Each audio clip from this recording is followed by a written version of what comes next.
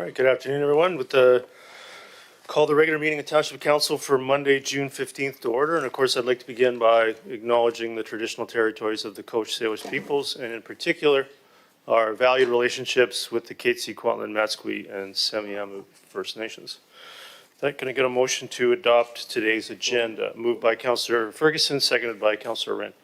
Seeing no discussion, call the question on A1.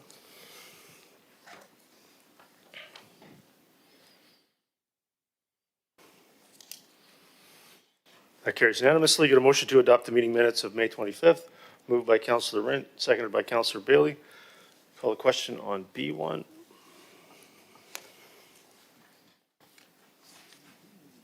That carries unanimously. Get a motion to adopt the public hearing meeting minutes of May 25th. Moved by Councillor Pratt, seconded by Councillor Ferguson. Seeing no discussion, call the question on B2.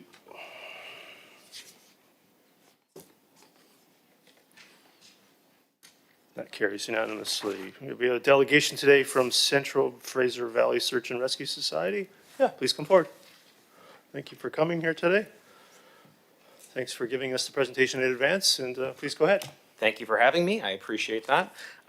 Let's start off. My name is Vern Bauer. I'm with Central Fraser Valley Search and Rescue. I'm the local search and rescue team who has jurisdiction in the areas of the Township of Langley, as well as the City of Langley and the City of Abbotsford.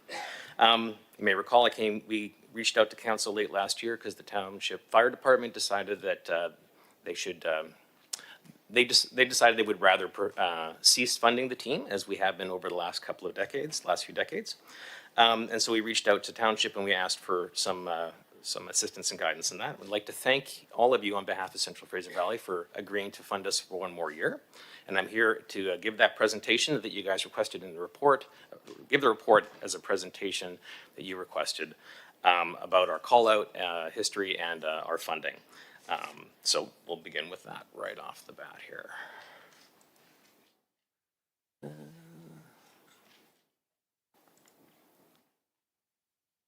Okay. So, so we're trained and authorized to provide search and rescue services in support of emergency management and climate readiness BC under the Emergency and Disaster Management Act. Our team members receive professional level training, mainly through the Emergency Management Division of the GIBC, and this in order to safely and effectively provide the services that we've been tasked to do. I assume everyone has a copy of this? Perfect, okay. So what we're a fully self-sufficient mobile emergency response organization with a team of 30 plus professionally trained members. We work in coordination with police, fire, BCHS, the coroner, and other governmental agencies. We're available 24/7, 365, of course, and we're capable of handling multiple simultaneous events.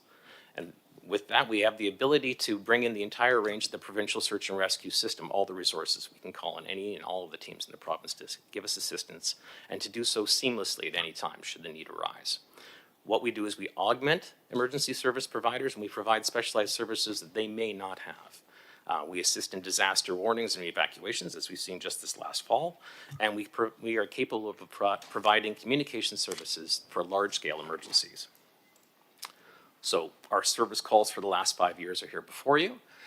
You will note 2021 had a large uptick. That was, of course, COVID, and search and rescue teams throughout the province experienced something similar. In addition, we were assisting a neighboring team as they were unable to train a new search manager, which is required because of COVID, so we provided managerial services for them as well, which is why that number is a little bit higher than it might have been otherwise. I'm just going to go through the whole presentation. Feel free to interrupt me, though. I'm happy to answer questions as you like, and you can ask questions at the end. So some of the service types and calls. You see that predominantly we do searches, although we do rescues as well. And these can be in urban and suburban, in urban as well as wilderness areas. Not everything that we do is out in the woods, like everyone seems to think search and rescue, we go hunting out in the woods. We do lots of urban things, especially for individuals with cognitive impairments, young children, people at risk. You'll notice that the civil ones up there are flood evacuation warnings and then orders. So things like if the government's decided that we need to, people need to leave their homes, we're the ones that go to their homes, knock on the doors, let them know, and help them help them leave. And there also is the summary of the locations. So the Township of Langley is up top. You'll see that the numbers have remained fairly consistent over time. Langley City, of course, is a little bit less in numbers, and then the City of Abbotsford as well. We were asked to provide how much the reimbursement funding was that we received from the government as far as our callouts go. And there are the numbers. Again, 2021 was quite the year. So these numbers represent actual reimbursements. This is for member mileage, member meals, equipment use, and damage and replacement. So if we have a rope call out and the rope gets damaged, it's no longer safe to use, the government will provide a replacement rope. But they don't do that for ropes that we use for training, of course, because it's just a matter of the actual emergency itself. And here's a breakdown of the municipal funding that we've received. I can go more into the history of it if you guys would like me to. That's entirely up to you. I don't want to take too much of your time. But you see the township is in the yellow, light blue is City of Abbotsford, and the City of Langley is in the slightly darker blue. And then some of the intangibles. We have direct experience in training in the response to flood events, such as the 1 in 100 year flood out in Abbotsford, and then the most recent one as well. We're a visibly trusted community presence. We provide safety demonstrations, outdoor education, that sort of thing. We do specialized things like recovering deceased people or finding and recovering deceased people so that the public doesn't happen upon them. It's pretty traumatic for most people to suddenly come across something like that. We are fully self-sufficient. We can operate for weeks by ourselves. We bring everything that we need, and we can actually help provide some for others as well. As I said before, we have access to all the resources of the BC Search and Rescue Program throughout the province, and it's a world-leading program. It's actually considered the gold standard. It is being adopted by agencies and governments around the world. So we seamlessly work with the other organizations such as police, fire, and EHS. So we become kind of a force multiplier. So when our CMP is searching for a lost child, they can ask us to come in with 30 people to expand that search in a very quick and a very professional manner. So we have limited operational scope. We don't fight fires. We don't look for people who are committing crimes. But the work that we do is world class, and it is for anything that we are trained and authorized to do. And that's it. So any questions? Yeah, so thanks again. I think that satisfies the request, and I think it gives some context, and appreciate you putting that together and coming here today. I do have some questions from council, so we'll move on with those. Councillor Coons, go ahead. Yeah, thanks for coming again. It's great to have that presentation. I think you answered one of my questions, but how does the protocol work from police and fire, and what kind of services do you provide that are like totally different that maybe we wouldn't know about? Okay, great question. Thank you, Councillor Kunst. So how that works is they are required to go through the Emergency Coordination Center. So they can call us directly, and they have our phone numbers. In which case, then we immediately have to call the Emergency Coordination Center and get okay to run this. This has to be given provincial approval. So they make the request, they call us, we come out first we assess whether or not it's something that we're allowed to do. So occasionally we get requests like, can we do a dive team? That's not something that our team is permitted to do. Provincial guidelines don't allow for that. And so that's how we get called out, and we go from there. And we do, it's part of an integrated command system called ICS. So we work in conjunction with, let's say, police, who is the incident commander, and we are the SAR commanders, and we work together to solve whatever issues come up. Some of the things we do, like I said, is recovering deceased individuals. We have a swift water team. We respond to floods. We've had multiple calls over the years, but multiple calls here even in Langley for individuals stuck in local streams. We had a couple of young men near Trinity Western that were in a bit of a spot. There was no other service here in Langley that was able to get to them. We showed up within 15, 20 minutes. We got them out safely, and everyone got to go home. People on the Fraser River that are stranded, we had that late last year with a group of 4 people. We go and we get them. So things like that. Nothing else is coming to the top of my mind, That's but I'm great. sure I can come thank up you with very something much. if I really tried. Thank you. And you're volunteer based? we're all 100% volunteer. None of us are paid. Okay, awesome. Thank you again. Thank you. Councillor Martins? Hi, good afternoon. Good to see you. Thank you very much for your delegation or presentation here. Couple questions for you. Do you know how many teams there are across the province? Currently, I believe there are 78, although I think one team might be taking off the list. It might be 77. I don't want to give you the wrong number, but it's something like that. Okay, no, that's helpful. And how long have search and rescue teams been in place? That's a great question. I don't know when they first started. I know that it started with the North Shore in the late, I want to say 70s for sure, possibly the late 60s. And again, that was all volunteer run with outdoor enthusiasts that realized that people might need help out in the wilderness. So our team has been around we're coming up on 50 years in 2028.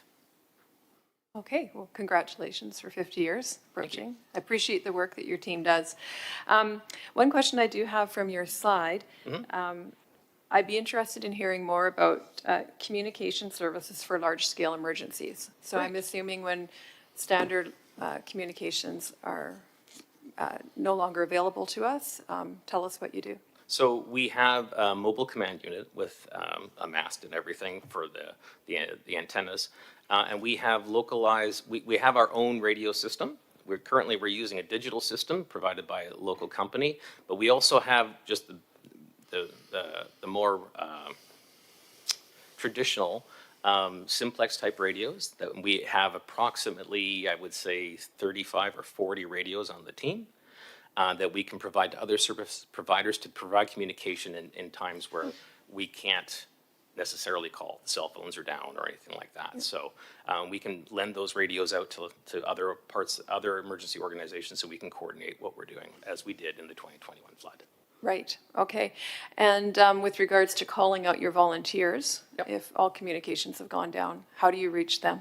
That's a great question. It is a telephone system. Yep. So in an emergency, we might not be able to reach everyone, but everyone on the team does know if something's going that bad, we're heading to the base, we're getting our trucks, and we're going to respond. So we will have to communicate with the ECC, but there are other ways to do that, landlines and such. Awesome. Well, I really appreciate you being here today, and I appreciate the work that you and your team do, and it's volunteer-based. It's incredible. So thank you very much. Thank you very much. Councillor Bailey? Hi, do you guys happen to participate in THARP? THARP? THARP. I'm sorry. Technical High-Angle Rope Rescue Program. Yes, we are fully trained in So rope that's who you rescue. go through with your certifications? Yes. Excellent. And do they help fund? I used to sit on that committee, and there used to be problems with getting adequate funding out to certain programs. We don't receive any funding for our high-angle rescue rope. We use the funding that we are given on training and such, and for the equipment and everything that we use. So you don't get any funding from them at all? No, I've never heard of them before now, to be honest with you, Counselor.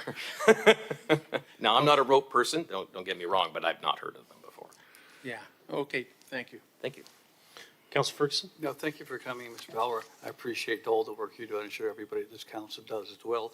I did want to ask you, the service you offered called mutual aid, Yes. and in 21 regarding a neighboring community. First question, what is mutual aid and what type are you, and who is the neighboring municipality? Great question, Counselor. I appreciate it.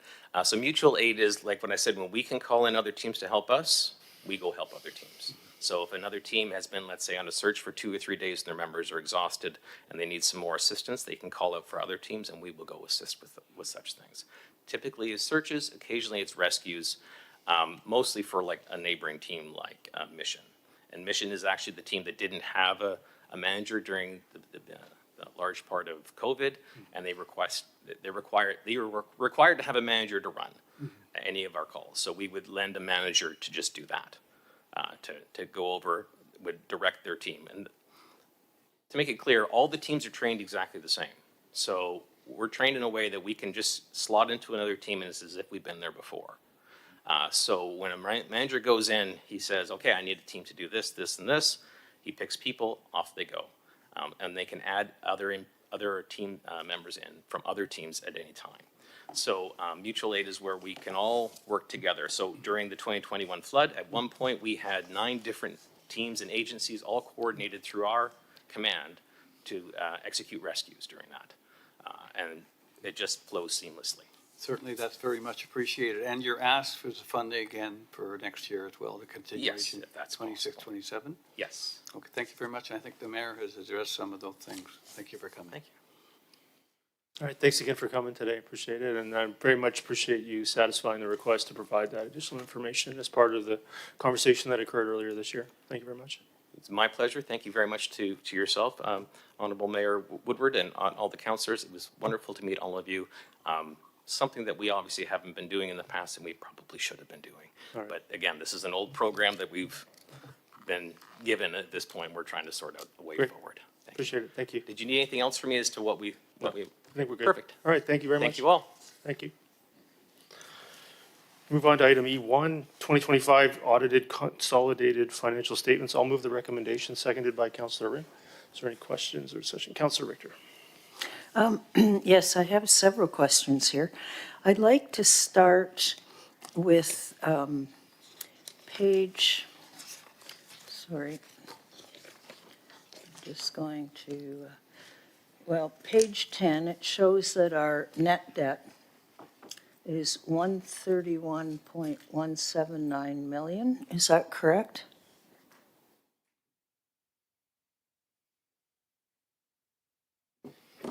Dear Worship to Council Director, we just want to confirm, is that page 10 of the report itself or page 10 of the consolidated statements of financial? Well, I think it's page 10 of the report that I'm looking at.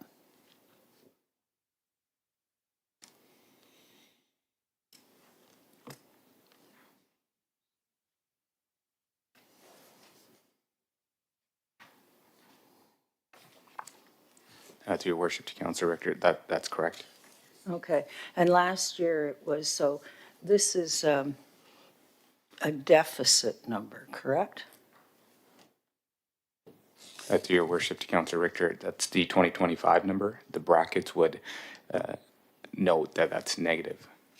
That's negative. Just like in 2024, it was 8.5 million negative number?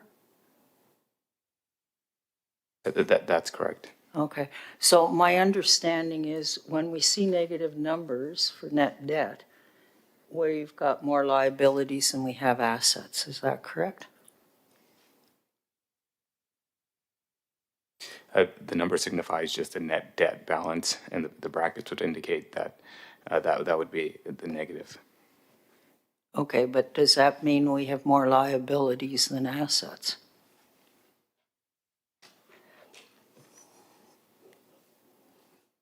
Through your Worship to Council Director, that is correct. Okay. I'm now looking at page 11, and this is the consolidated statement of operations. There's revenue and expenses. In the expense part of that report, where would legal costs be? And I looked through the report, and on page 39, just go to page 39 in the report. There's a, nope, it's page 37, sorry. There's a consolidated financial activities segmented. So I tried to find it in that schedule. I see consulting and professional services. Would that be where the legal costs are?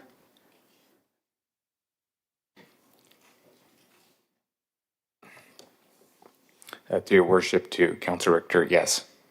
Okay, and so of that number that's there, which is 17.2 million, what percent would be consulting versus what percent would be legal? To your Worship to Council Director, we would have to, we don't have that line item before us. We would have to review that specifically and get back to council. Okay, and that particular line on consulting versus professional services, how does that relate to the schedule or the statement on page 11? Would that be under general government then? Is that where it all ends up? Through your worship, Council Director, that's correct. It would go under expenses, general government. General government. So, and of course, we are over budget on what we had for general government.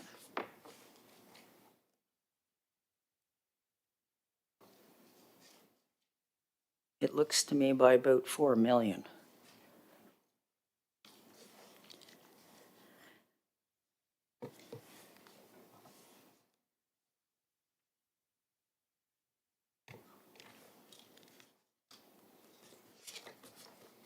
To your worship, to Council Director, what was budgeted for that year and what the actuals are, that there is a increase. Okay. Flipping now to the Schedule 1, Debt and Agreements Payable on page 39. I had some questions about that. Is the Housing Trust Society fully consolidated in this statement? To your worship, to Councillor Richter, any subsidiaries of the Township of Langley are accounted for within the audited schedules. Granted that this is a snapshot of 2025, but that would be included. All right. And now I note Schedule 1 shows debt, a temporary borrowing debt of 12.642 million. Where's the rest of the 177 million? Because we know in the capital budget, there was a total of 177 million of debt agreed to inside the housing trust. To your worship, to Councillor Richter, as indicated earlier, this is a snapshot of the schedules for 2025. Some of those items would be a part of the 2026 schedules. Oh, so this is a timing issue then? We're going to see the rest of the 177 appear in the 2026 statements? To your worship, to Councillor Richter, any of the liabilities for that year would then potentially be included in the audited financial statements in the subsequent year. So that means that our 2026 annual report, which we're not approving today, we're approving 2025, will have the remaining 153 million? To your worship, to Councillor Richter, depending on what is used, if that was the envelope, that would be reflected in the financial consolidated financial statements. In 2026, because it's not in this financial statement, right? To your worship, to Councillor Richter, that is correct, but it depends on the figure, what amount was actually drawn per the year, as what the number you used indicated was an envelope, not what was actually used for the specific year or what debt was actually drawn on. Okay. And my last question is, I see that the motion says receive and accept. I have a question about the word accept. Are we legislatively required to accept? And what does accept mean? Does it mean approve? To your worship, to Councillor Richter, this is the standard language we've been using for several years with respect to council receiving and accepting the audited consolidated financial statements. It is a requirement under the community charter that council at least endorse the consolidated financial statements, and they're finalized, and there's a period for the public to also review the financial statements. Okay. Well, this is where I'm having a problem with this one. So you're saying we have to endorse it in the legislation? Well, in order for the auditor to finalize his findings, council will need to endorse and accept this. Okay. Well, I mean, I've got no dispute that the auditors have done what they've been paid to do, which is put together a set of consolidated statements. That's obviously right in front of us. I guess the issue I'm having is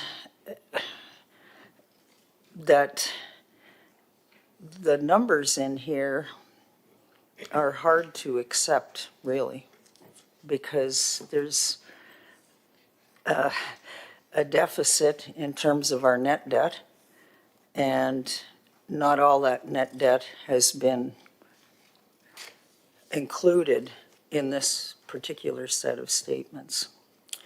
But if we're required to endorse this particular set of statements, I guess I will reluctantly vote to do so, but I have a lot of questions about the picture that it's presenting about this township right now. Thank you. Councillor Whitmarsh? Yes, thank you, Worship. I had a few questions as well through to staff, if I could. My first question, I'm looking at the consolidated operations page, statement of operations. I think it's page 11 of the actual, of maybe the actual report. There's a table of revenue and a table of expenses listed. My first question was, when I looked at the increase in revenues of actuals compared to budget, I can see like two areas, well, a couple areas jump out at me. One is property taxes is approximately equal from budget to the current year. So really no change in overall expectation or collection of property taxes. But the one that was interesting to me was fees, rates, and service charges. So while we have roughly the same amount of money being brought in by property taxes, we saw in the same period of time a 40% increase in revenues from fees, rates, and service charges as compared to budget.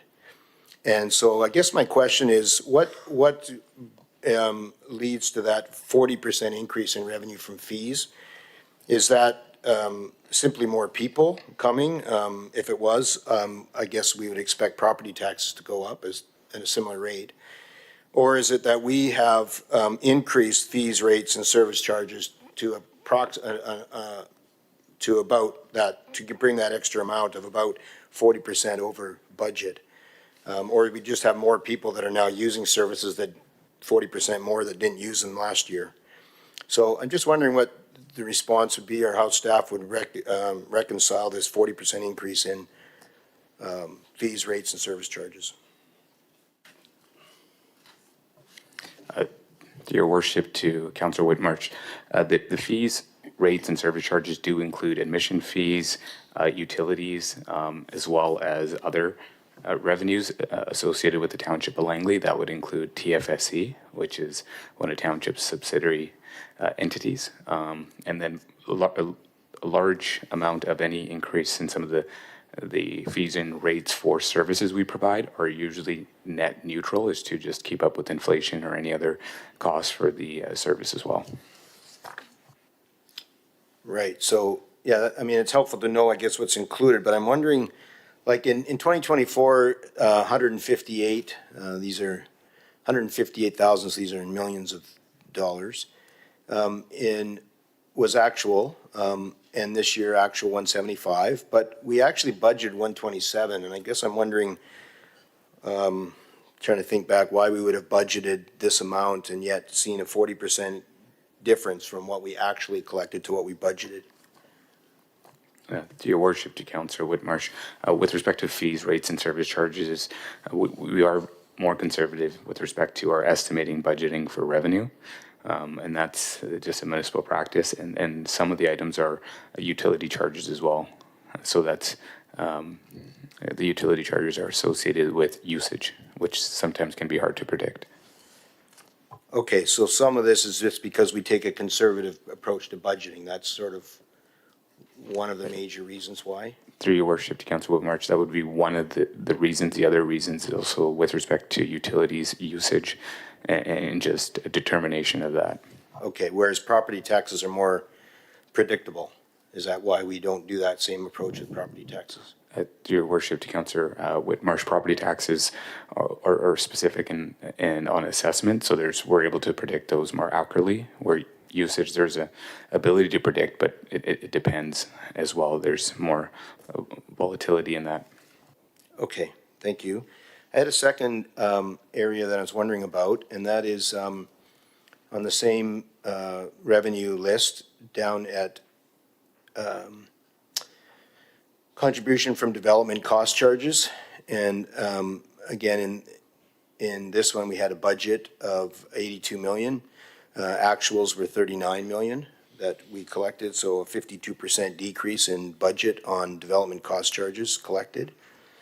But I'm also noticing in the very next line, we have other developer contributions, which actually saw a 47% increase in developer contributions. And so I'm just wondering the explanation again for a significant decrease in anticipated DCCs collected, but a corresponding significant increase in other kinds of developer contributions, and maybe some clarity on what those other contributions would be and why we would see those significantly higher when we see the DCC contributions significantly lower.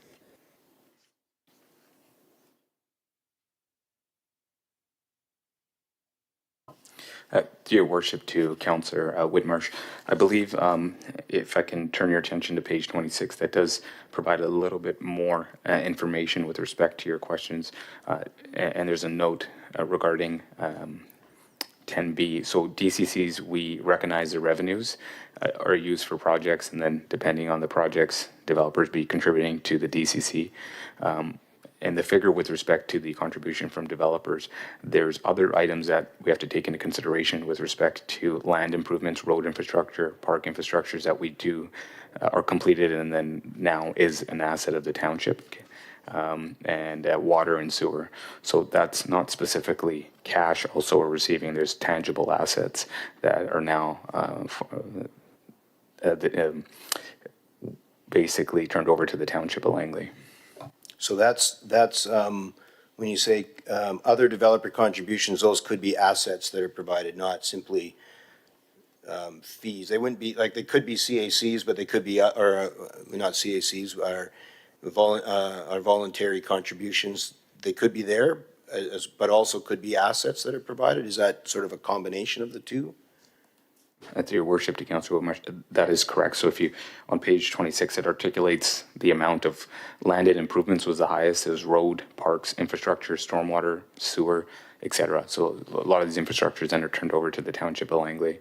And some of these are roads, greenways, etc. Okay, thank you. That's helpful. I guess my final question here right now is, and Councillor Richter referred to it as well, and that's this consolidated net debt that went from a negative 8 million, or an 8 million debt, sorry, to this year being 131 million. Is this something that we should be concerned about? Should we be? Does it matter what this consolidated net debt is? It seems to be increasing. We seem to have among the highest in Metro Vancouver and British Columbia and highest net debt.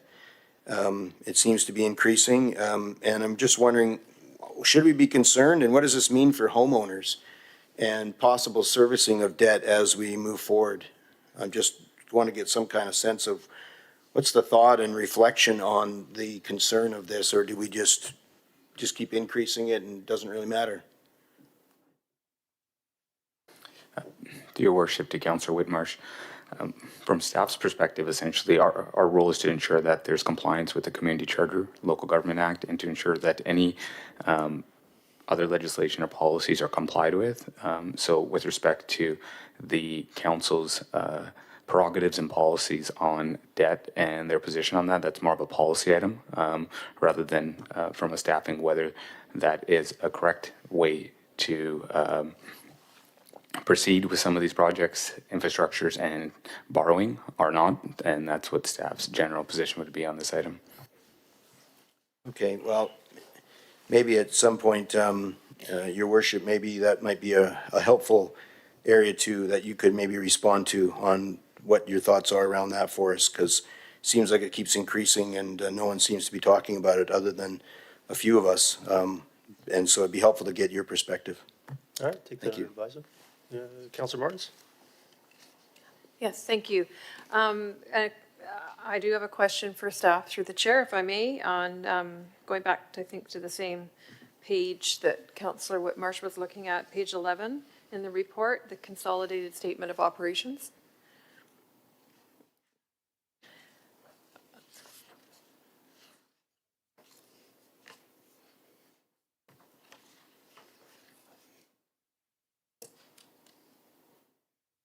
Okay, I just wanted you got it? Okay, good. So the very last item under revenue, it says other income. Wondering if staff can expand on what other income would be.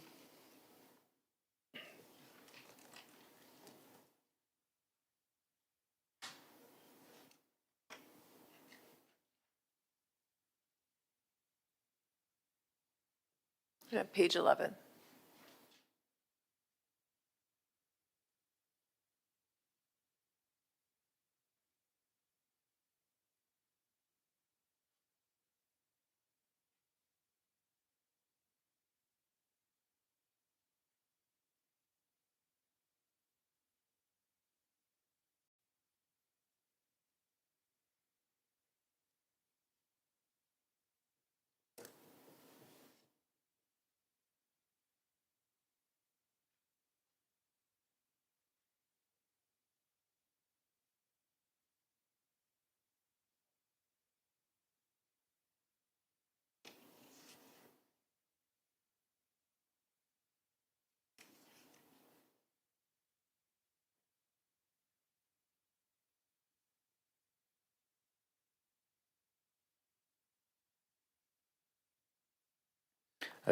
Your worship, Council Barnes, we're just reviewing that with staff right now.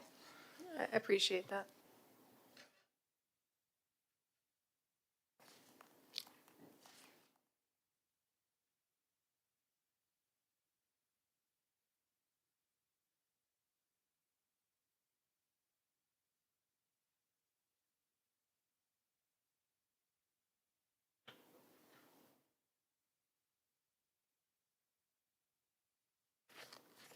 To your worship, to Council Martin, so a big part of the other income we listed there has to do with some of the other subsidiaries associated with the Township of Langley. So that would essentially be like the Langley's Facility Society, 10 Feet Sports and Entertainment, and a few of the other societies that if there's any revenue or any essential associated with that other income, then we have to note that in the financial consolidated financial statements. Okay, thank you. And if I may, through the chair, a follow-up question to that. So the budgeted amount, if I'm reading this correctly, is 56.2, is that million? Yeah, okay. Because I'm just noticing the actual for 2025 and 2024 are considerably less, 16 and 14 respectively. Any insight as to why there is a significantly less actual income from what's in the budget?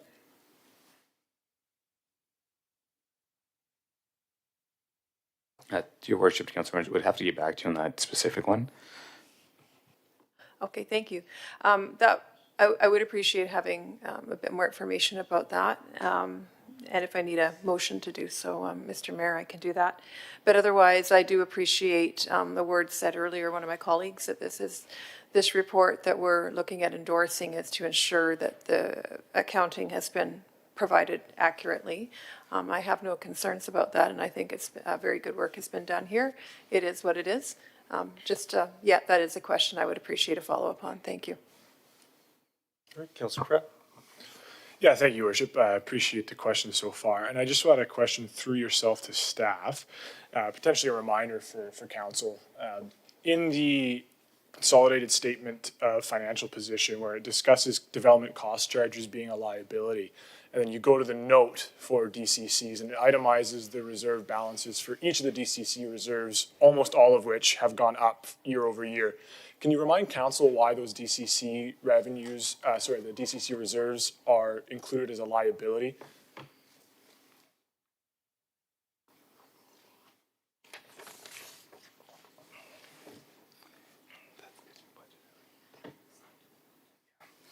To your worship, to Councillor Pratt, essentially that we have to budget them as a liability until they're assigned to a project. So until they're assigned to a project, however, those DCCs have been collected. They're in the township's reserves, hence why they're collecting investment interest in the note. That is correct. The snapshot of that reserves is the balance of the DCCs. Thank you. And then, so I do note that in the report from the director where it discusses net consolidated debt, it mentions that the acquisition of tangible capital assets resulted in this increase. And then when, again, you're looking at the note in the DCC liability, it talks about, if I'm just going to go quickly to that note. And if I may, through your worship to Councilor Pratt, there's also, there could be, coming to the top of my mind, items like letter of credits that are also Right. issued. And thank you for that. I appreciate that. And then also in that same note where it talks about the beginning of the year balance and then the end of year balance, and in between that, it does include expenditures for that year from the DCC balances, including for capital, which have gone up from 2024 to 2025. Nonetheless, the actual DCC reserve balances have also gone up. Is that correct? Is that what I'm reading in that note 7?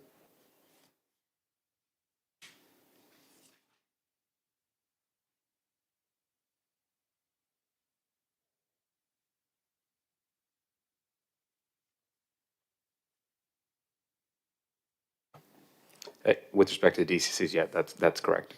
Okay, I appreciate that. Thank you. And then in the consolidated statement of operations as well, when we look at the contribution from development cost charges, I see that, yes, the budgeted amount for 25 for those two items was 82 million, came in at 39.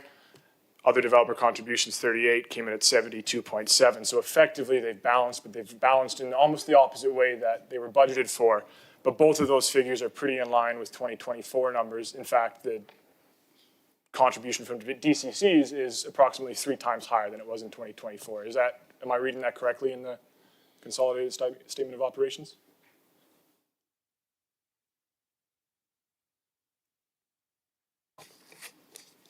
Through your worship to Councilor Pratt, so that is correct for the 2024 is on the right column there. And on the left, the 2025, the DCC's contribution from development charges in 2024 was 11 million there, and then in 2025 was 39 million. So it's an increase. Okay, thank you very much. I appreciate that. That's all the questions I have for now. Councilor Ferguson? Yeah, thank you, Mr. Mayor. I did want to point out in our report, 2025 audited consolidated financial statements for operating surplus was 223.7 million, up from 159 million in 2024. The capital surplus of 41 million, up from 10.6 last year. And statutory reserve up 152 million, up from 2024 of 98 million. And investment in tangible capital assets, $2.43 billion, up from 2.38 last year. And the statement from the report indicates that in 2025, the township continues to manage through economic pressures, including elevated inflation. Despite these challenges, the township continues to invest in community infrastructure. Our financial plans reflect these goals, and this year's financial results, along with financial plans approved and mostly unanimously by council. Thank you, Mr. Mayor. Yeah, thank you. Councilor Richter? Yeah, I just wanted to ask a follow-up question with regards to page 1 on the report. And just to get clarification, now it says here the consolidated financial statements with the final auditor's report will be included in the annual report and made available for the public for 2 weeks, starting June 15th, 2026. After which they will return to council for final approval on June 29th, 2026, together with the annual statement of financial information.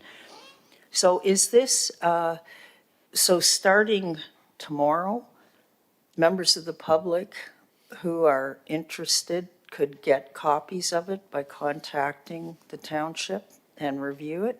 And then what do? Do they send us letters if they have concerns? Your worship to Councilor Richter, the report itself has been posted online and the financial statements are available online and they will be available online up until June 29th, 2026 when council, in the event council does receive and accept these 2025 audited consolidated financial statement.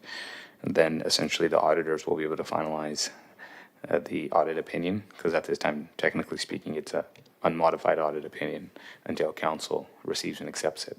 Okay, so we're not giving final approval to this until the 29th of June.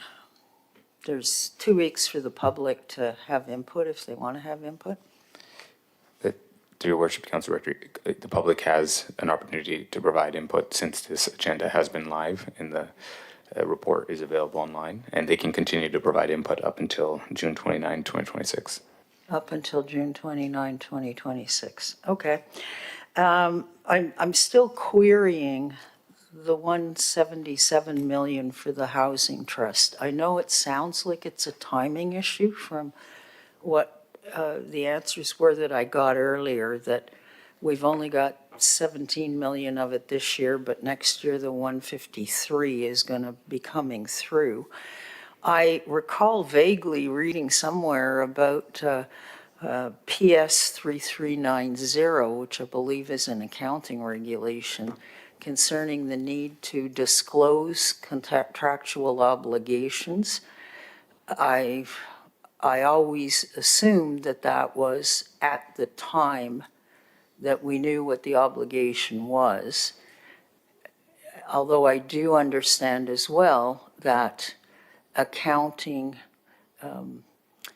periods vary between organizations, so that might be contributing to the delay in getting the full 177 million in debt identified in this set of statements. So if we're going to do a final vote on it, I mean, I can try to do a bit more research on this section 3390 and see what I can find out. But do we have the option to change anything in the reports when it comes back to us for final on June 29th? Through your worship to Councillor Richter, if council receives and accepts the audited consolidated financial statement, essentially the auditors are in a position to finalize their opinion. Once the opinion is finalized, that will be included in the annual report. So this statement, audited consolidated financial statement, will then be included within the annual report, which needs approval by council. To change items, that's essentially that would be the finalized auditor's statement in their opinion. All right, I'm not sure I completely understood that. So can we change it on the 29th, or do we have to say yes or no to it today? Through your worship to Councillor Richter, depending on council's intent, what we're seeking is that you receive and accept the audited consolidated financial statement. So if you do accept those, the auditors can then finalize their opinion. Once that's finalized, that would be included in the annual report, which will be coming forward to council on June 29th for approval, Okay, along with the statement of financial information. all right. So if I make the assumption today that this is a timing issue because 153 million of debt is still missing from these statements, they're going to appear in next year's statements.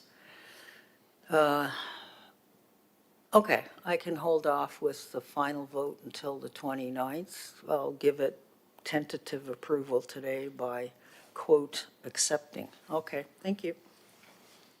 Councillor Pratt? Yeah, thank you, Your Worship. Just a further question regarding one of the notes. It would be note 12, statutory reserve funds. And I just had a question because I note, again, the difference between 24 and 25 where almost all, I think except for 2 or 3 of the reserve funds have higher amounts in 25 than they did in 24. One of the exceptions is the debt retirement reserve fund. And I was curious through yourself to staff, why would the debt retirement reserve fund be lower in 25 than 24?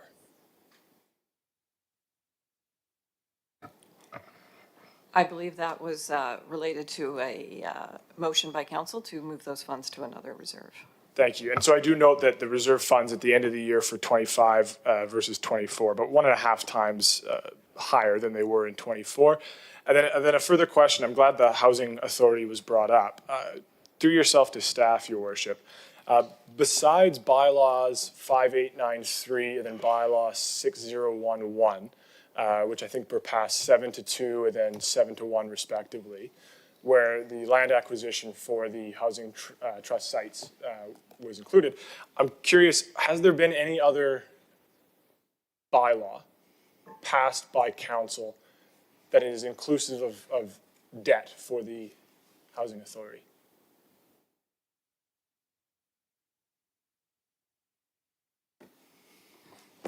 To your worship, to Councillor Pratt, not to my knowledge, but we'd have to get back to you on that specifically if there's any other bylaws associated with it. Okay, thank you very much. Appreciate it. Yeah, there aren't. Okay, so I'm going to call the question on E1.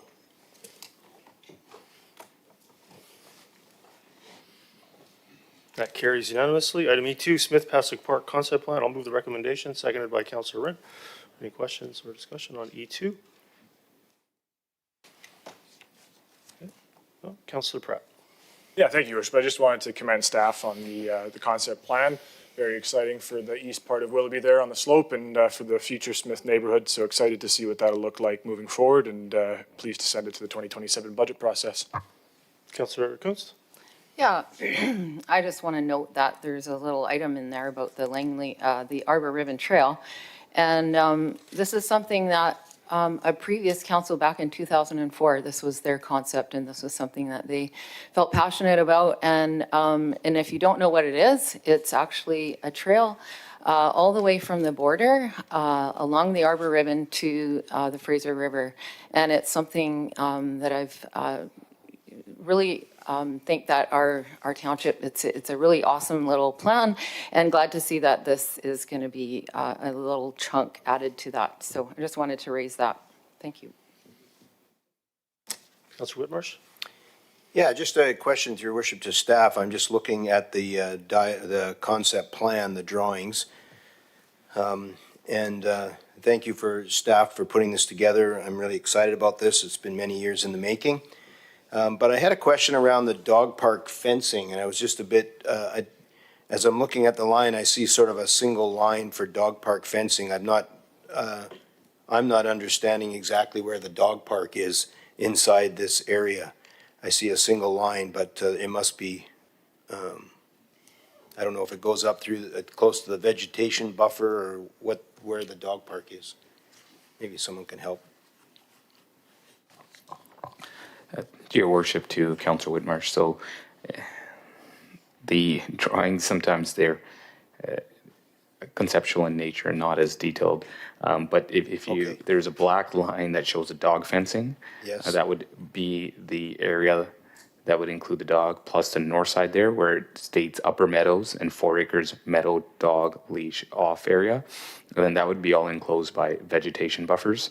And then on the south side, the dog park fencing, that black line would then also enclose it off as well. So you would have that lighter gray grass area as a 4 acre meadow dog off leash area. Okay, so it isn't fully enclosed by a fence. That would be the intention. That would be the intention, either the fence on the south side or fencing may not be required due to the tree canopy or trees or vegetation buffer. Okay, all right, thank you. I'll call the question on E2.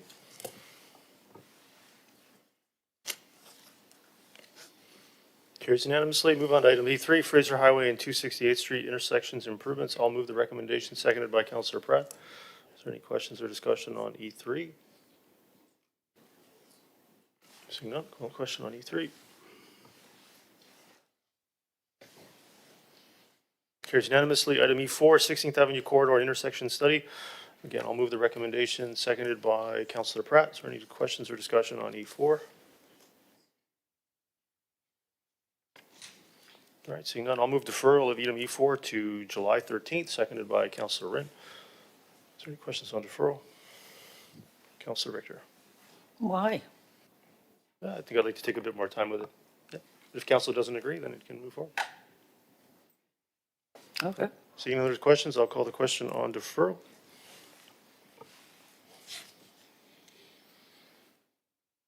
That carries with Councillor Richter opposed. Item E5, 2026 Firehouse Subs Public Safety Foundation of Canada grant application. Moved by Councillor Wren, seconded by Councillor Bailey. Any discussion on E5? Councillor Richter. Yeah, I had a question. This organization, the Firehouse Subs, Are they a TOL subcontractor at all? To your worship, to Council Director, not to my knowledge. Okay, so we don't contract with them to provide food or anything? To your worship, to Council Director, no. Okay, thank you. Seeing no other discussion, I'll call the question on E5.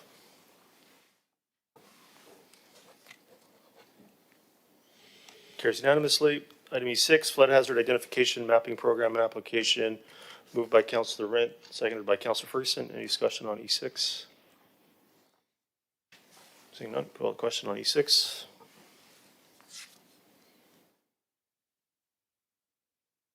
Carries unanimously. Item E7, engineering public works capital budget transfers. I'll move it, seconded by Councillor Rent. Any questions on E7? Seeing none, call the question on E7. That carries unanimously. Item E8, capital request for 80th Avenue. I will move that, seconded by Councillor Pratt. Is there any questions on E8? Councillor Whitmarsh.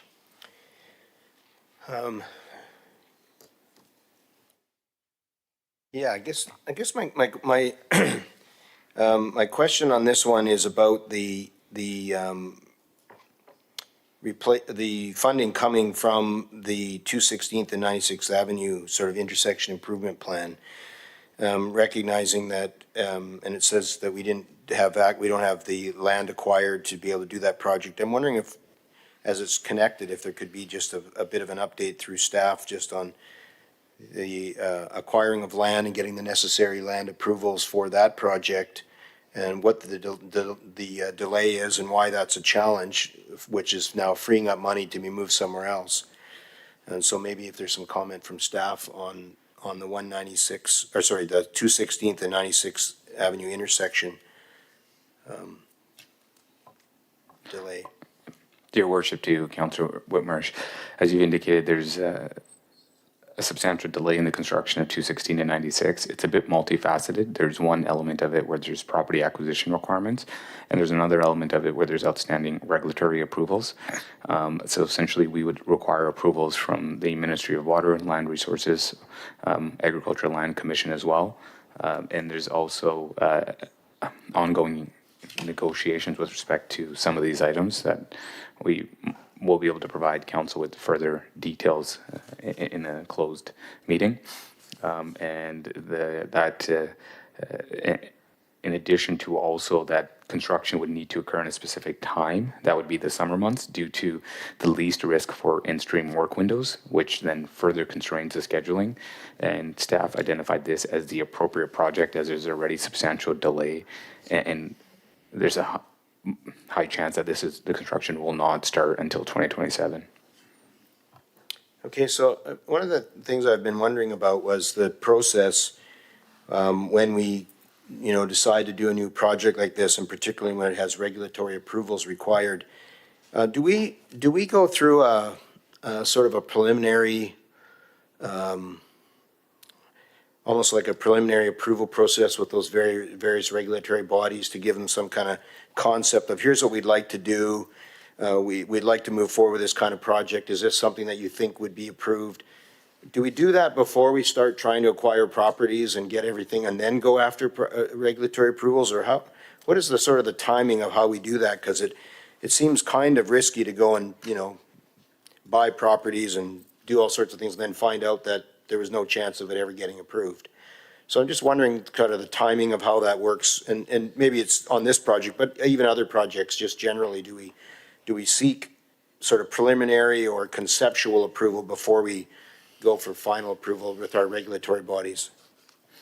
To your worship, to Councillor Whitmarsh, with respect to a lot of these capital projects, we can characterize them as the first step is always to design. During the design process, we do a site feasibility studies and an analysis to determine if there's any substantial issues or regulatory approvals that might create any delays or risk to the actual construction of the project. So once we do have detailed design, staff are in a pretty good position, along with the consultants, to determine if there's going to be any issues.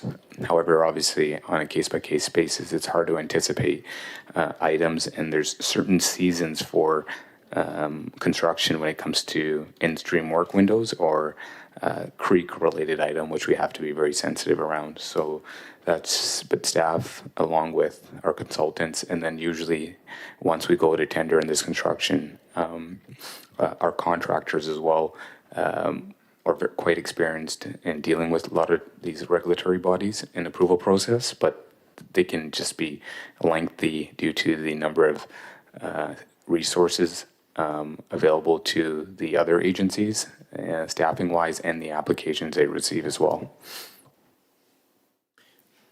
Okay, so does the decision today mean that we are also approving to have approximately $3 million added into the 27 to 31 budget to do the 216th and 96th? Is that part of the decision today as well?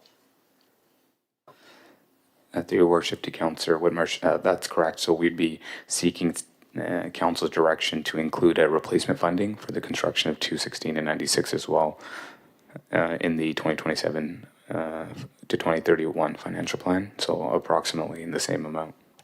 Okay, thank you. Councillor Martins? Yeah, thank you.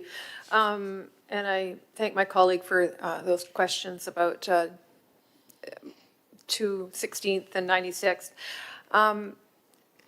When you talk about design concept, if I can, through the chair and staff, is that already done, or where are we at in that process?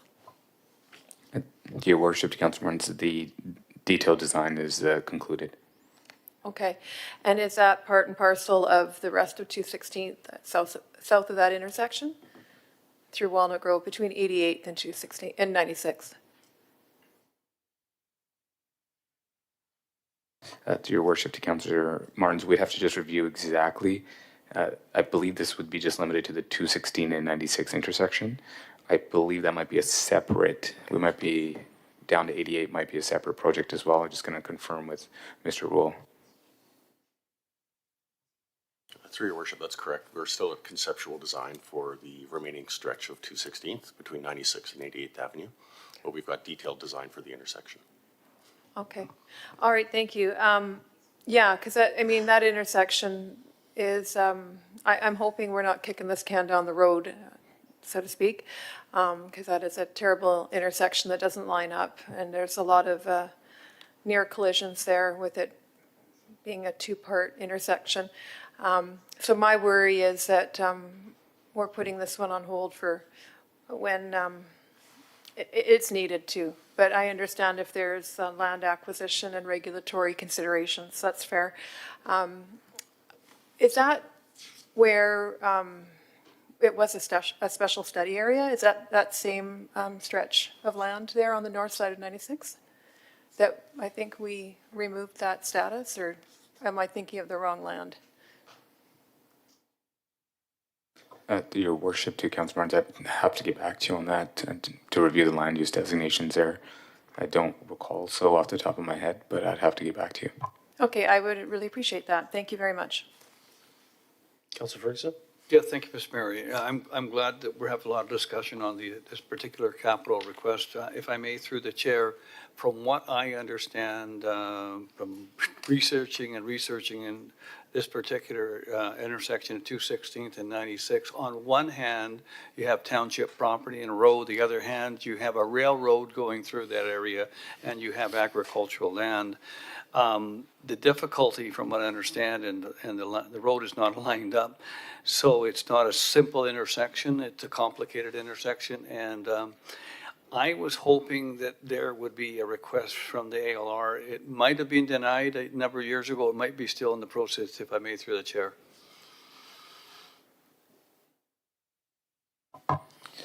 To your worship to Councillor Ferguson, it's a fair characterization. It's a complicated intersection and requires several different approvals. I believe we are in the process yet. We did not submit yet to the ALC the applications. That one I believe is still pending pending some of the land acquisitions as well, and then we'd submit for ALC approval. Thank you very much. Seeing no discussion, I'll call the question on E8.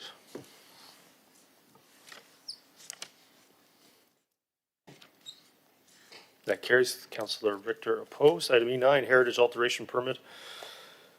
Does any wish to move the recommendation? Moved by Councillor Pratt, seconded by Councillor Rint. Any questions or discussion on E9? Councillor Kunst? Hello, oh, there we go. I noted that it's in F, it says payment of applicable administration fees, Murrayville pedestrian overpass fee. Are we still contemplating an overpass in Murrayville? I haven't seen this for a long time, so I'm just, Through your worship, Councillor Kunst. Correct, the Murrayville overpass is still included in the applicable plan, so it's listed there as a prerequisite. is that over from like the pool to the fire hall, that direction? Through your worship, Councillor Kunst, yes, conceptually. Okay, how long have we been contemplating that for? Through your worship, Councillor Kunst, at least through my time here, which is 15 years, maybe more than that, your worship. Okay, thank you. All right, seeing no other discussion, I'll call the question on E9.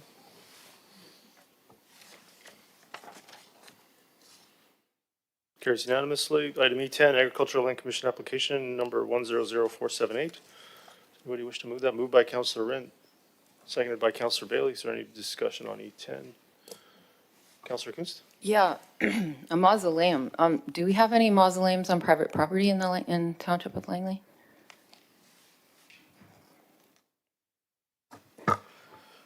Through your worship, Councillor Kunst, none that staff are currently aware of. Okay, so, and I note that it says for consideration based on agricultural merits. I'm just curious as to what the agricultural merits are. Through your worship, Councillor Kunst, so the rural plan outlines the nature of the designation, and the RU3 zone provides for agricultural support. As noted, the land is in the agricultural land reserve.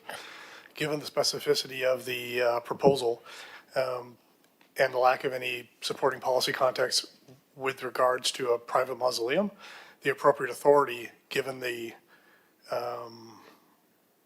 Cemetery Act is also a provincial entity, would be for the ALC to provide for that input if council wishes to do so. Okay, thank you.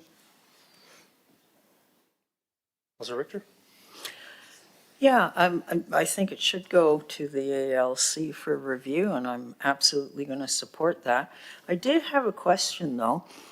What happens down the road if the property is sold and somebody who buys it comes to the township and says, you should be moving this because it's interfering with our right to farm, or you should assume responsibility for maintaining it? Have we thought that one through?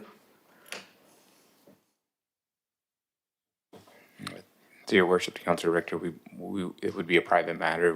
Council's, I think, discretion is with respect to the referral, and in the event a non-farm use is approved, council discretion would be with respect to a rezoning matter. That would be an item for the potential, let's say, buyer to take into consideration prior to purchasing. Yeah. Okay, no, I was just wondering because it seems to me, and I know coming from Ontario, that there are a lot of the little family plots particularly in rural communities, but it's not like Langley is a rural community with family burial plots anymore. So I'm just wondering who has to assume responsibility for maintaining it.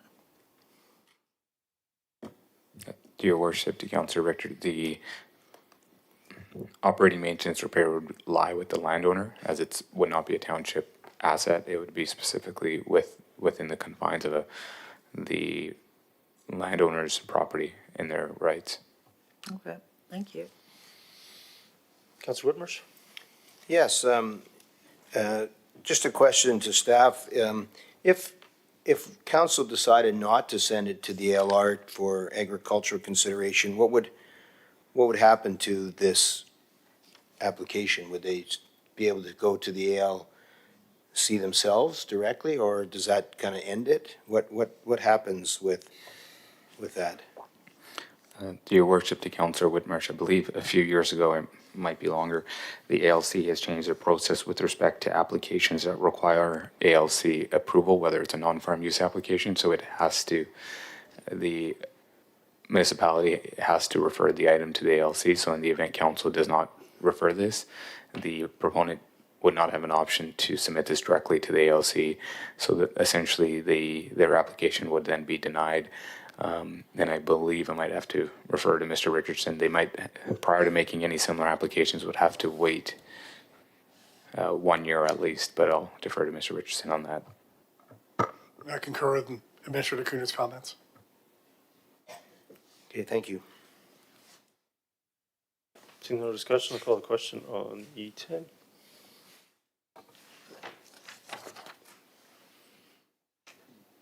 It carries. Councillor Whitmarsh opposed. Item E11, development variance permit application number 101-521. SNR Sawmills. Yeah, does anyone wish to move that? Moved by Councillor Pratt, seconded by Councillor Rent. Is there any discussion on E11? Councillor Richter.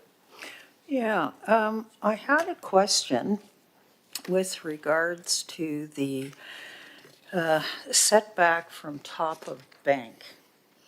And it says here in the report on page 2 that to modify the Fraser River SPEA to allow a replacement building within the existing industrial footprint approximately 17.6 meters or 57.7 feet from top of bank.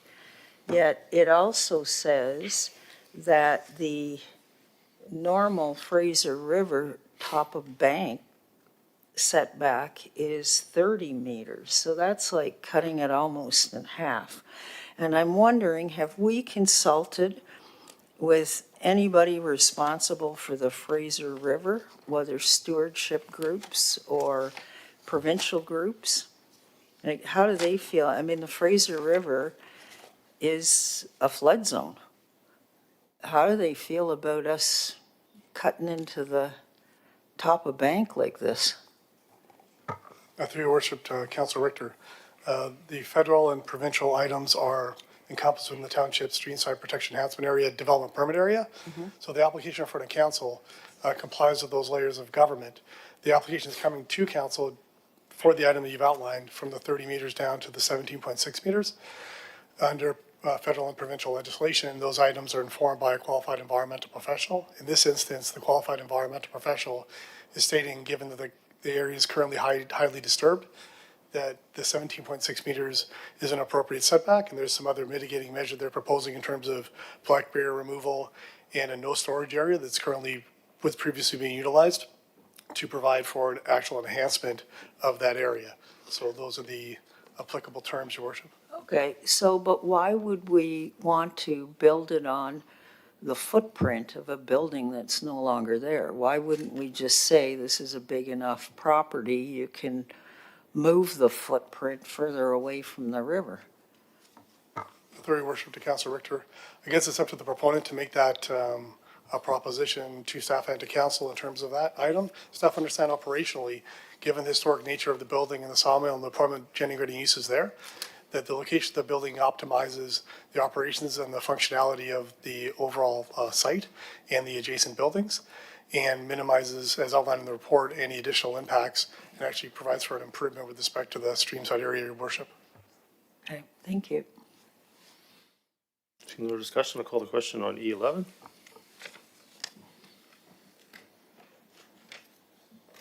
Carries. Councillor Richter opposed. Bylaws for first, second, and third reading. Rezoning application number 100681.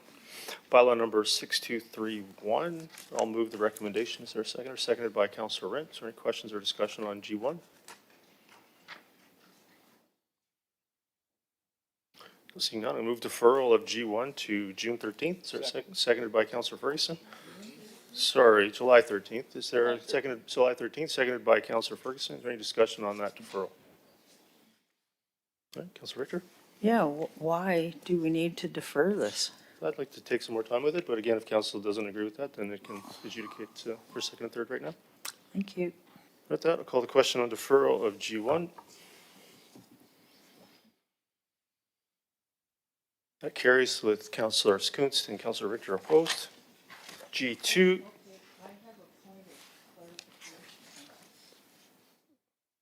Councillor Richter, you have something to point of order? Well, I don't know that it's. Yeah, Councillor Richter, yeah. Yeah, I don't know if it's a point of order. It's certainly a point of clarification, and so I'd like to ask through you to staff.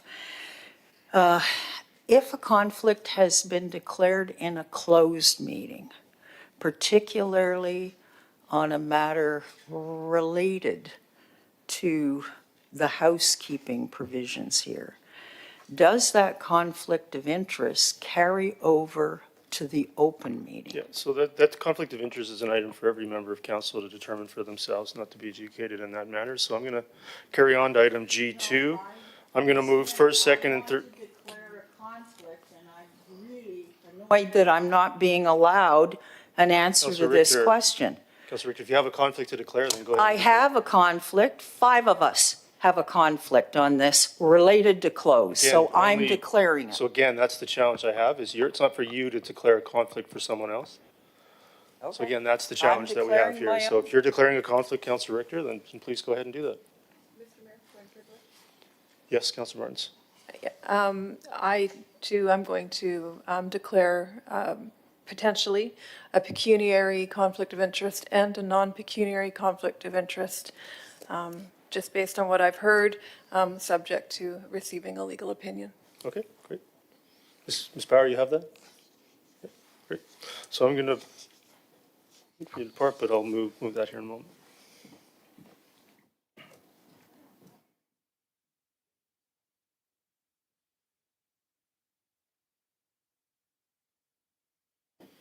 All right, so I'll move first, second, and third reading. Is there a seconder to that? Seconded by Councillor Rent. Is there any questions or discussion on G2? Councillor Kunst. Yeah, I'd like to know why the need to do this now. Mr. Good.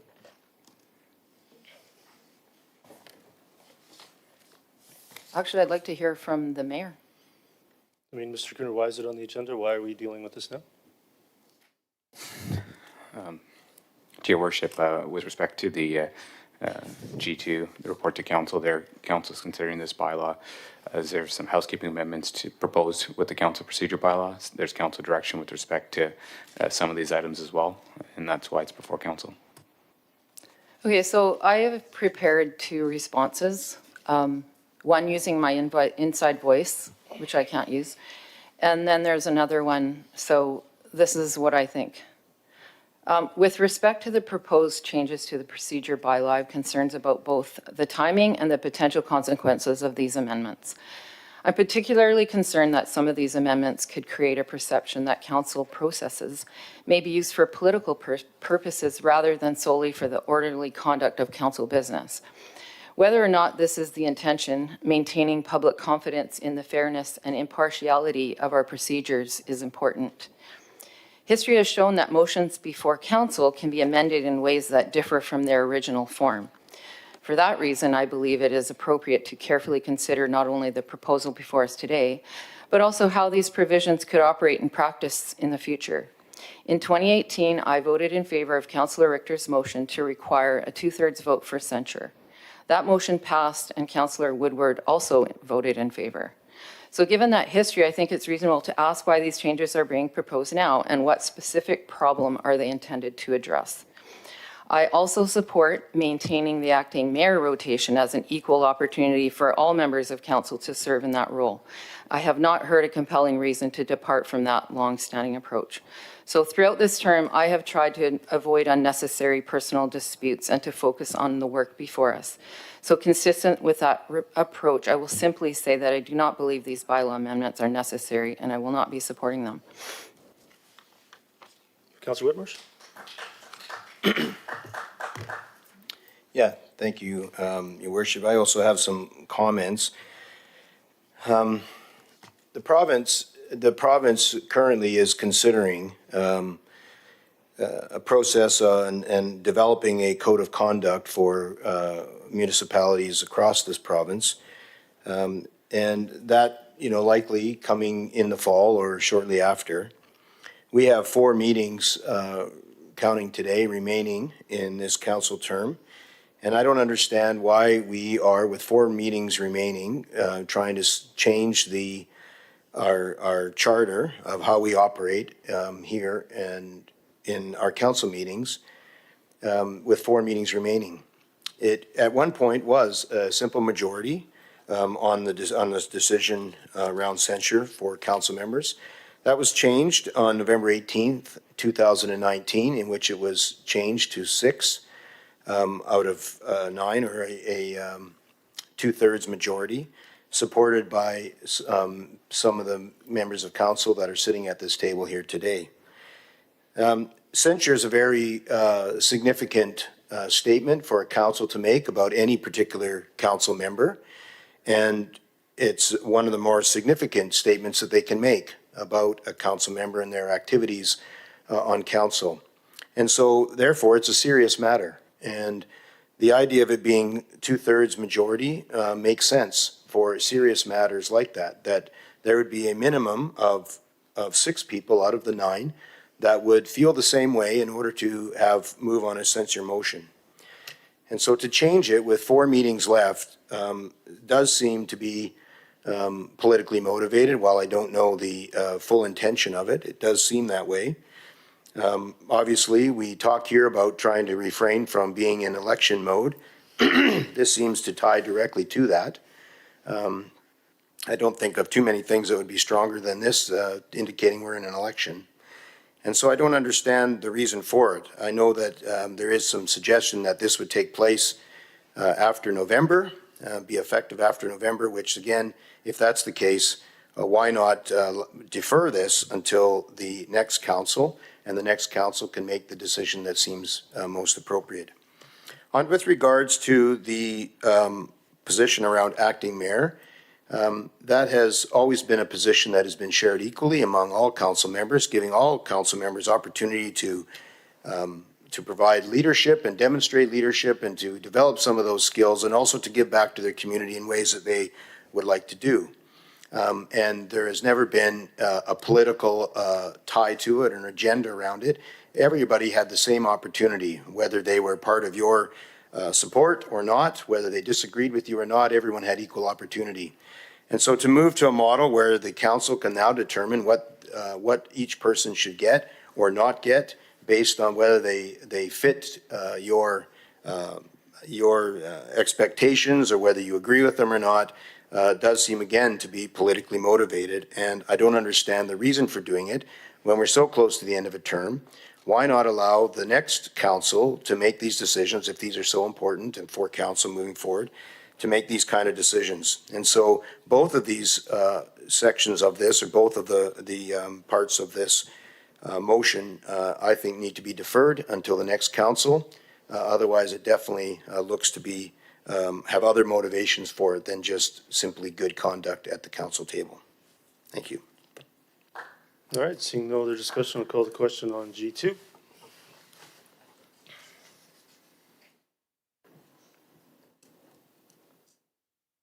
That carries with Councillor Coons, Councillor Whitmarsh opposed. Item bylaws for final adoption, I-110.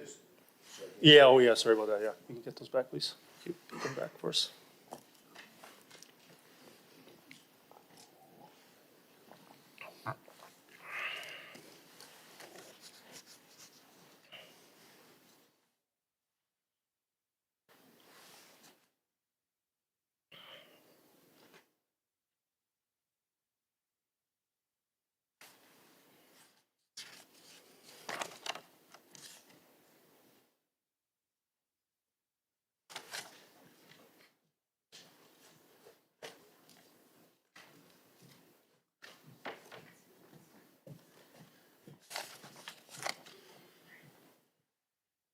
Okay, move bylaws for final adoption, I-1, tenant protection bylaw, bylaw number 6214, 6215, 6216. I'll move it, seconded by Councillor Pratt. Is there any discussion on I-1?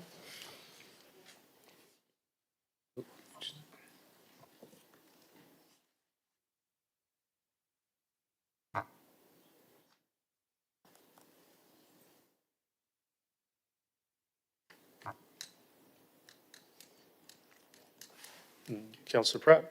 Yeah, thank you, Worship. Pleased to see this final adoption on our agenda, and I think it's a good step in the right direction. Obviously, there's policies that we adopt that can be improved and tweaked over time, but having a tenant protection bylaw as strong as this one in a municipality like ours that before a few years ago had no purpose-built rental buildings and now is on the path to having thousands of units of purpose-built rental, I think is a great step. So appreciate staff's time and effort putting this together for us. All right, seeing no discussion, I'll call the question on I1.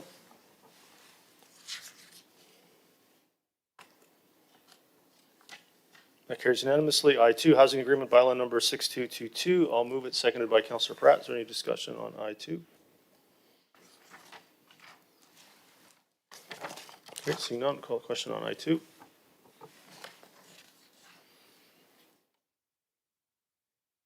That carries unanimously. Item I3, rezoning application number 100759, bylaw number 6001. Moved by Councillor Rint, seconded by Councillor Bailey. Any discussion on I3? Seeing none, call a question on I3. That carries unanimously. Items for prior meetings, J1, Agricultural Advisory Committee recommended motion that is deferred. That is now back on the floor. Is there any other questions or discussion about this motion? Councillor Richter? Yes. I'm just wondering why the report, or page 2, suggests an April 13th start date. Has this task force already started? And if it has, who's been appointed to it? Your Worship, to Councillor Richter, this stems from the Agriculture Advisory Committee. It was a recommended motion on April 13, 2026 to approve the terms of reference for the task force. At that time, Council deferred the decision to today's Council meeting, June 15th, hence why the terms of reference are more than likely dated April 13, 2026. Okay, so do we need an amendment to change that to today's date or tomorrow's date? To Your Worship, to Councillor Richter, that is an option for Council, but that would be considered just housekeeping, and staff can attend to that. Okay. So when do we expect to be advertising to get members for this committee? To Your Worship, to Councillor Richter, I believe if Council does endorse the terms of reference, then the next steps would be to then advise the Agriculture Advisory Committee and staff would start the process. Okay, my last question is, how many staff are going to be needed to support it? And do we have an idea of the cost of that support?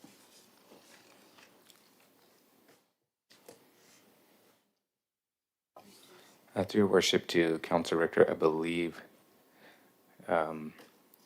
staff involved is probably 1 or 2 staff members, support staff that would be needed. And that would just be staff time and resource. Okay, thank you. All right, seeing no discussion, I'll call the question on J1.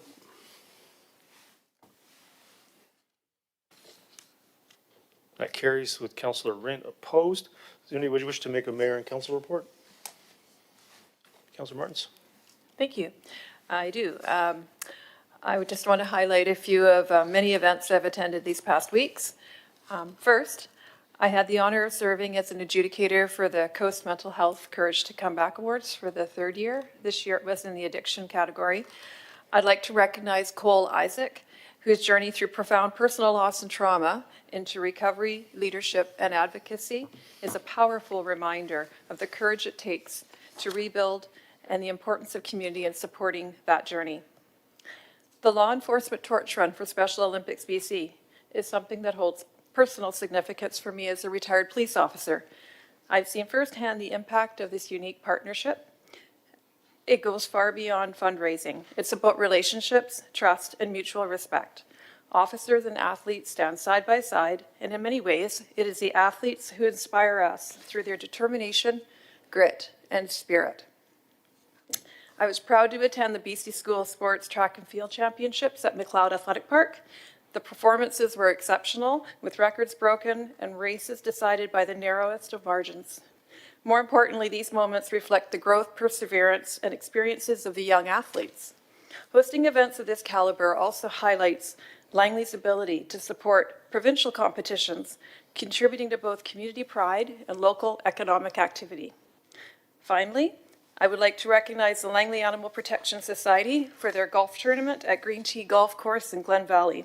It was a great event, perfect weather, friendly competition, and a few memorable moments with puppies and kittens.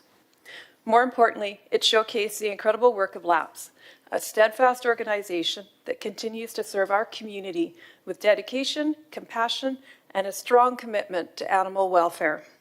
Together, these events reflect the partnerships, resilience, and sense of community that make Langley such a special place. Thank you. Councilor Bailey? Yeah, I'd like to report on a few things I attended. One was the Recreation, Culture, and Parks tour. We went and toured a number of the facilities here, one in Bell Park, and especially the Yorkson Playground. And pleased to report out that these are both fully accessible and very inclusive, along with the new playground put in at Wicks Brown School. It is really nice to see that there is a focus now in the township dealing with accessibility and removal of barriers for people who have challenges. And especially when you're looking at how these are developed on the large scale like Yorkson and on the small scale like Bell. So that is extremely important to see coming from a family who has dealt with both physical and mental challenges. Attended yesterday the Sips of Kindness for Meals on Wheels, and I had to arrive late as I had a very important granddaughter final soccer game of the season. And great to see the turnout and the support of that organization that does such incredible work up there. And also attended the Seamus Stroll at the Metro Park down in the south end there.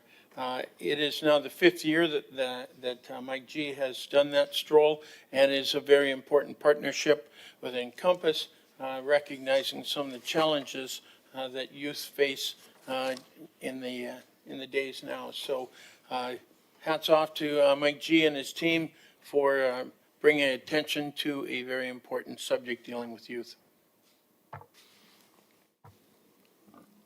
Councilor Whitmers? Yes, had a couple of events also wanting to highlight. Some of them have been mentioned. Did attend the Laps Golf Tournament, which was a great day to raise money for a great organization doing great things for us in the community. Had the opportunity yesterday to be at the Meals on Wheels event at the zoo, and discovered that it's not the Greater Vancouver Zoo, it's another place called the zoo. But it was a fantastic event. Many members of council were there, and a great day there as well. Also, this last weekend was the event that was held in Fort Langley. It's beginning and leading up to the National Day of Indigenous Peoples, which is on June 21st, and so attended their event at the fort, and so it was great to be able there on the weekend. And finally, we have many high school graduations coming up. Thousands of high school students are going to be graduating over the next couple of weeks. Some have already started their graduation ceremonies. I know members of council will be attending, and I will be attending, I think, 3 different ceremonies. So I just want to congratulate all of those that are graduating from high school this year, and congratulate all the teachers and parents for getting through to the end of the year. So congratulations to them. Thank you. Councilor Pratt? Yeah, thank you, Worship. Like many members of council, had a busy calendar, but filled with events and community events that are pretty special because of how much work goes into them by each of the organizers, whether that's, the Seamus G Walk put on by Mike there, and Alder Grove Community Market, K-Fest. We've got Pioneer Lunch, all these amazing organizations that are being put on by a tremendous amount of people, and had the privilege to go to a couple scholarship handout ceremonies, and the sort of reassurance that the next generation is looking pretty okay with how many kids are getting how many thousands of dollars for doing amazing work in the community. So pretty cool to be able to go into the summertime seeing that and having all these events to go to as well. Councilor Ferguson? No, thank you, Mr. Mayor. First of all, the FIFA viewing ceremonies that we've been had at the stadium there at LEC, about 1,000 people have attended so far. And the weather was good, very well participated. Thank the staff for getting involved and helping out. Also, the Steps of Kindness, the Meals on Wheels, I attended that as well. And Mr. Mayor, I wanted to bring to your attention, a number of years ago, we were thinking of bulldozing that fire hall number 2 in Aldergrove. They sat down, the Meals on Wheels people sat down with us, and we ended up transferring the land over to them. That is correct. That property was acquired for the purposes of making it a road. That's correct. That's right. And we appreciate the work done by staff and council, yourself, and also the team of council at the time. And I think that's just a fantastic event, fantastic people, what they do for the community, the Meals on Wheels. And I did have a Metro meeting or something with Parks and Recreation, and the Parks and Recreation for Metro Vancouver may be interested in doing a presentation to our community on what's happening with Metro Parks in our community. So other than that, that's my report. Thank you. Thank you. Councilor Kunst? May 28th, I attended an event in support of the Rolling Barrage.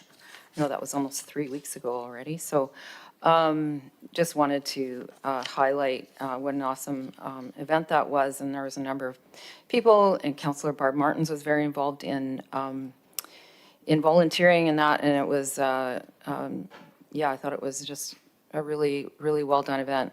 I also wanted to acknowledge the folks down at New Directions, which is an English language school in the city of Langley, and twice a year they have graduations for English learners, and it's just always a privilege to be able to attend and see the excitement from people who are learning English. I attended the Wicks Brown Playground ribbon cutting, and what stood out to me is that I asked Councillor Bailey, I said, hey, did Township of Langley even put any money into this? He's like, no, I don't think we did. And imagine that they built a playground without any township money. So that was kind of cool. I attended the Laps Golf Tournament, and again, shout out to the people who are taking care of our animals, and that's it for me. All right, seeing no discussion, we'll move on to items for information, N1 through 3. Does anybody have any questions or items N1 through 3? No? Then we'll move on to other business. Councilor Martins.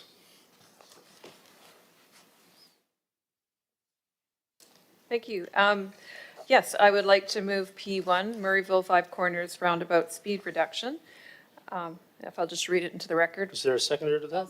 Seconded by Councilor Kunst. Yeah, go ahead. Okay, so whereas staff plan to install 30-kilometer-per-hour advisory speed tabs in advance of the roundabout at Five Corners in Murrayville, and members of the public have requested that a lower advisory speed be posted. Therefore, be it resolved that council directs staff to install 20-kilometer-per-hour advisory speed tabs rather than 30-kilometer-per-hour tabs on all approaches to the Five Corners roundabout in Murrayville, which is 216th Street, Old Yale Road, and 48th Avenue. Just speaking to that motion, I'm bringing forward this motion as a result of direct conversations and correspondence with residents regarding safety at the Five Corners roundabout in Murrayville, and that would be in-person conversations with human beings. In short, I am moving that the advisory speed posted at this roundabout be set at 20 kilometers per hour rather than 30 kilometers per hour proposed by staff. While staff have proposed the usual 30 kilometers per hour advisory speed signage, what I am hearing and what I have personally observed suggests that this is not a typical roundabout, and the standard approach may not reflect how people actually experience it. This is a five-legged intersection with multiple approaches, visibility challenges, and a mix of local, commuter, and commercial traffic. It requires a higher level of attention and caution from drivers. Residents who have driven the roundabout multiple times and in different vehicles consistently report that anything above 20 kilometers an hour feels uncomfortable. I took the time to do the same myself. As a retired police officer, I approached it deliberately, maintaining 20 kilometers per hour through the roundabout, and even at that speed, it demanded full attention. This reinforced for me that 20 kilometers an hour is not only reasonable, but reflective of the actual conditions on the ground. We also know that this corridor carries heavy commercial vehicles, which often require even lower speeds to navigate safely, and that unfamiliar drivers rely heavily on signage. Higher advisory speeds can unintentionally signal that faster travel is appropriate. The evidence on speed is consistent. Research shows the odds of a pedestrian fatality rise by roughly 11% for every additional kilometer per hour of impact speed, and roundabouts achieve their safety benefit, a reduction of about 75% in injury crashes, precisely by keeping speeds low.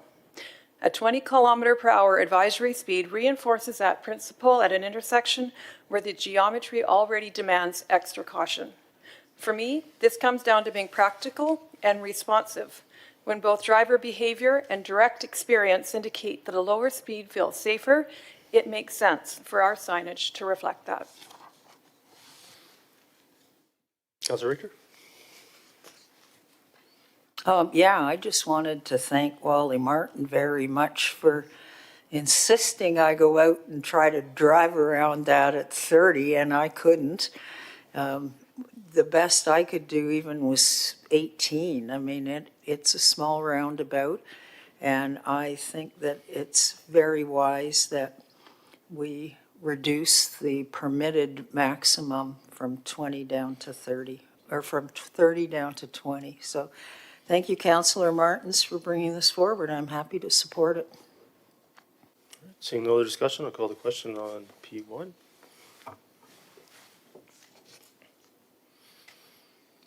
That's defeated with Councillor Bailey, Councillor Ferguson, Councillor Pratt, Councillor Ray, Mayor Woodward opposed. Councillor Ferguson, you have a motion? Yeah, mine, I'd just like to move the motion as presented, review of All right. e-bike safety regulation and Is there a enforcement. seconder to that? Seconded by Councillor Ray. Go ahead. In a very, very brief, I did have a discussion with the Superintendent Harm Dosanjh, and he said it was just basically an extension of the work they're doing already with the e-scooters. And I wasn't able to get it as amendment last time, so I'm putting it forward now. They're very concerned about safety with e-vehicles and mostly bikes, e-bikes, and scooters. Thank you. Councillor Bailey? Yeah, I'd like to support this. There are so many injuries going into the emergency rooms now that it's not funny. And when you see the way that the people are driving, violations of all kinds of requirements for the licenses on these things, especially the ones that concern me, had to pick up people off of very similar circumstances, is a very lack of extensive use of the legal requirement of helmets. And when you also see young people doubling on these things, you actually even see adults doubling young children with neither one of them having helmets. I believe that this is something that has to be looked at and some concrete solutions to it, because obviously common sense right now is not ruling the roads, as emergency service providers are dealing with these circumstances daily. Councillor Whitmarsh? Yeah, just confirming, first of all, that it's a report that we're asking for. And secondly, what the expected sort of timing might be from staff on coming back to council with this.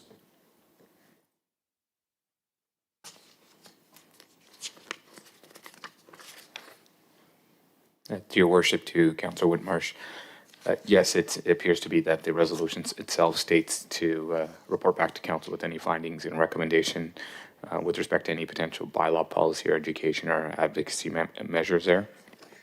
So we would report back to council in consultation with the appropriate departments. We will also review this concurrently with potentially the outstanding resolution regarding e-scooters as well. The timeline at this time, we're going to have to review this in a more holistic lens. So it might be prior to the summer break, it might not. At this time, we would be difficult to determine a timeline. Okay, thank you. Seeing no other discussion, call the question on P2.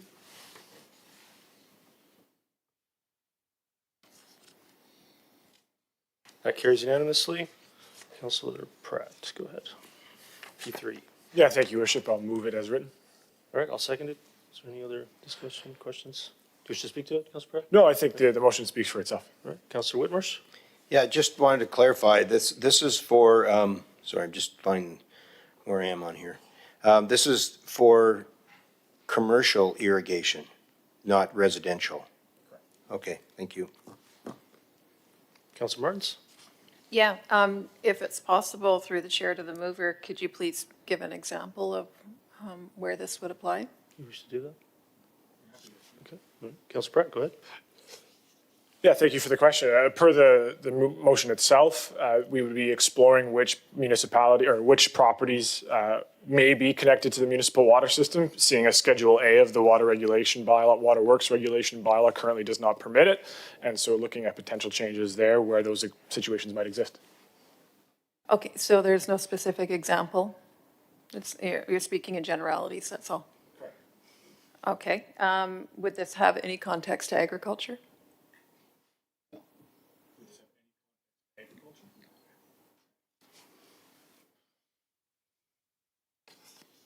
Commercial irrigation, yes, would have context for agriculture. Okay, so there are farms that could be looking at drip irrigation? There may or may not be. That's why we were looking at this and how many properties may be connected to municipal water and may be able to utilize it and may not be. Okay. All right, Councilor Bailey, go ahead. Yeah, I can give an example of this. The very first drip irrigation, it's not in the township of Langley, but it was up in Oliver, was Tinhorn Creek. It went from spray irrigation to drip irrigation and went down to 30% of their water usage. And they were the first in the province to receive recognition of that. This is a very efficient way to utilize water in a much better manner. Instead of spraying water all over the ground that is not being utilized by the crop, drip irrigation is a much lower flow and is also a much more direct application.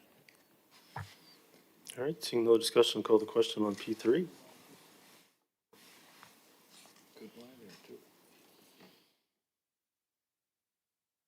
That carries unanimously. Councilor Pratt, P4. Oh, turn your mic off again. Councilor Pratt, go ahead. Yeah, P4. thank you. I'll move the motion as written. All right, I'll second it. Is there any question? Do you wish to speak to it? Yeah, I think this go ahead. came out of conversations with some user groups as well as a member of staff there at LSS who has been putting in a lot of work to make sure that rugby is really supported there at the school and across the township as well. And would be potentially exploring ways that the fields at McLeod Athletic Park can be either reoriented or reconfigured to be able to get the most use out of them possible without negatively impacting any of the user groups that are there currently. All right, Councilor Richter? Yeah, I was wondering if we had any idea of the potential costs for this. Any guesstimates at this point, or will that be included in the report that's coming back to council? Your worship, to Councilor Richter, it'd be too early or premature to determine, as the direction noted here is that we'd report back to council with potential concepts, design, and required funding envelopes. So once we do review this and look at the concepts, we might even require a funding envelope for the design as well. So it would be too early to determine at this stage. Okay, so when do the costs come to council? To your worship, to Councilor Richter, when staff report back to council. Okay, thank you. Councilor Bailey? Yeah, I'm glad to support this because when I went and attended the high school girls rugby there, the organizing teacher from LSS and I had a discussion around the usage of these fields, and one of the complicating factors on that is that the closest field to LSS is owned by the school board, and the second field is out closer to the corner of 216th and 56th there is owned by us. So this is something I'm really glad. You see heavy usage of this field in many aspects, like flag football, but apparently by leveling certain swales and that, and making this field flatter and easier to utilize for sports like rugby. It would be a great benefit to both the school board and the township users. Councillor Kunst? Yeah, I attended the rugby sevens there, and it was Alicia Paul, so shout out to Alicia Paul. She's doing great work here at the council table, so I would be happy to support this because it was a girls rugby sevens tournament, so I always got to support the girls. Seeing no other discussion, I'll call the question on, nope. Call the question on P4. That carries unanimously. Councillor Pratt. Oh, turned you off again. Councillor Pratt, P5. Yeah, thank you. I'll move P5 as written. Yeah, I'll second it. Go ahead. Yeah, thank you, Your Worship. This would sort of amend the neighborhood traffic calming policy and bring forward those amendments at the next regular meeting of council. Councillor Martins? Yeah, if I could, for the chair, through the staff, is it possible to provide what the proposed wording for 4.2.3 will be in its entirety?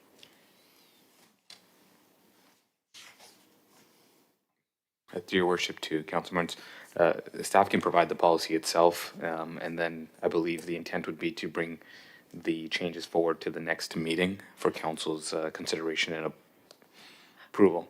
So. That's not my understanding of the motion. My understanding, Mr. Cooner, is that this motion amends the policy and then you'll bring forward the amended version of the policy. It does say be amended. Yes, the amended policy would then, we would see Then council's. move forward, but it wouldn't, this would be directly amending the policy as written. That's our interpretation, but do you see something different? That's our interpretation, but when we bring the policy forward, we just Bring get the council to policy endorse forward it. as amended, but it wouldn't be for approval. If this were to move forward, this would be the approval of the amendment. It says be amended. So to me, the resolution would directly amend the policy, and then staff would bring forward the amended version of the policy. And then there might be just a little clarification point here. Staff would bring forward the policy as amended and just see council to endorse that policy. Or, Councillor Pratt, maybe you want to review, consider what your intent is here, and then we'll go Yeah, back. appreciate it. So the paragraph there as written is amending the policy today. And then at the subsequent meeting of council, either as an item for information or as I suppose, a report to council, not requiring endorsement or acceptance, seeing as we are amending it today. But that the updated version would be just presented to council at the next meeting. If you could just include the amended version as an item for information, Mr. Cooner, that would be an option. that's fine as long as that's council's intent and Correct. this resolution is then carried, that would be sufficient. Thank you. So Councillor Martins, back to you. Go ahead. Yeah, thank you. Okay, so really, the reason I'm asking the question I am is because I found it a little confusing as to what the final wording would look like, the way the motion is worded. Is it possible for the mover to read out to me what his intention is of what 4.2.3 would be amended to look like? I mean, it feels, you can do Yeah. that. It feels self-explanatory. It would just be placing these words after those words, but if you wish to have Councillor Pratt read it for you, we can have you do that. Councillor Pratt, go ahead. Yeah, so the traffic policy as attached, 4.2.3 currently reads, for priority locations, the township would develop a traffic calming plan and conduct a community ballot to determine the level of support for the proposed plan as approved by council. Roads fronting schools or playground zones are not subject to the requirement of a community ballot. The amendment, as written, I'm just scrolling back up, adds the words, and pedestrian routes to schools or parks where documented safety concerns exist and that are authorized by council resolution after the words roads fronting schools or playground zones in that second sentence of that 4.2.3. So you're adding words, but in your amendment or your motion, you're not taking words away. So the last sentence is going to read roads fronting schools or playground zones. And then the phrase that you've added, and then at the very end, are not subject to the requirement of a community ballot. That's all included in there as well. Okay, thank you. All right. Any other questions or discussion on P5? Nope, seeing none, call the question on P5. That carries unanimously. Councillor Bailey, P6, go ahead. Yes, I'd like to present this as written. All right, is there a seconder to that? Seconded by Councillor Ferguson, go ahead. The reason this is important, one, this is the deadline day for a submission to UBCM, I believe at 4 o'clock. So if I could ask that if this does pass, that it be immediately submitted to the UBCM AGM. Where it is applicable, this is an online mental health tool to help all first responders. And that is approximately 48,000 members within the province. That includes police, firefighters, paramedics, dispatchers, search and rescue, corrections, sheriffs, and others, including retirees. The stats that are on this are pretty scary to someone who's gone through it. 44.5% of first responders have screened positive for symptoms consistent with one or more mental health disorders. Compare that 44.5 to 10.5 of the general public.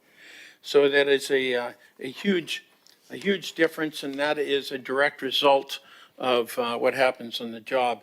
This after is an 8-week program of therapist-guided care, and the anxiety symptoms from participants dropped from 49% to 18%. And depression symptoms fell from 58% to 25%. This is desperately needed, this money to fund this University of Regina program, and it is being requested by the firefighters and other first responders, and they see it as an urgent need. All right, Councillor Whitmarsh? Yeah, just a question to the mover. Is this a program that is funded in other provinces, and the request here is to see British Columbia also funded? This has funding from the federal government, and what they want here is that the BC government supply this $233,000. Personally, having gone through the presumptive cancer and the presumptive heart legislations, someone needs to take the lead. I do not know if other provinces are funding this, and personally, I don't care. When you have such a need for such a large sector of public safety, 48,000 members involved right across the whole spectrum of emergency services, I don't mind doing what the province of Manitoba did with presumptive cancers. If we've got to be first to the table, that's even better.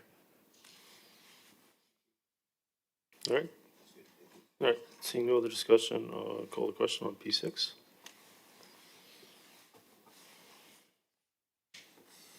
That carries unanimously. So if Councillor Bailey, you're on to P7. If I can ask for a bio break now, and during that bio break, if we can get that sent off to the UBCM AGM. I got a thumbs up already, so.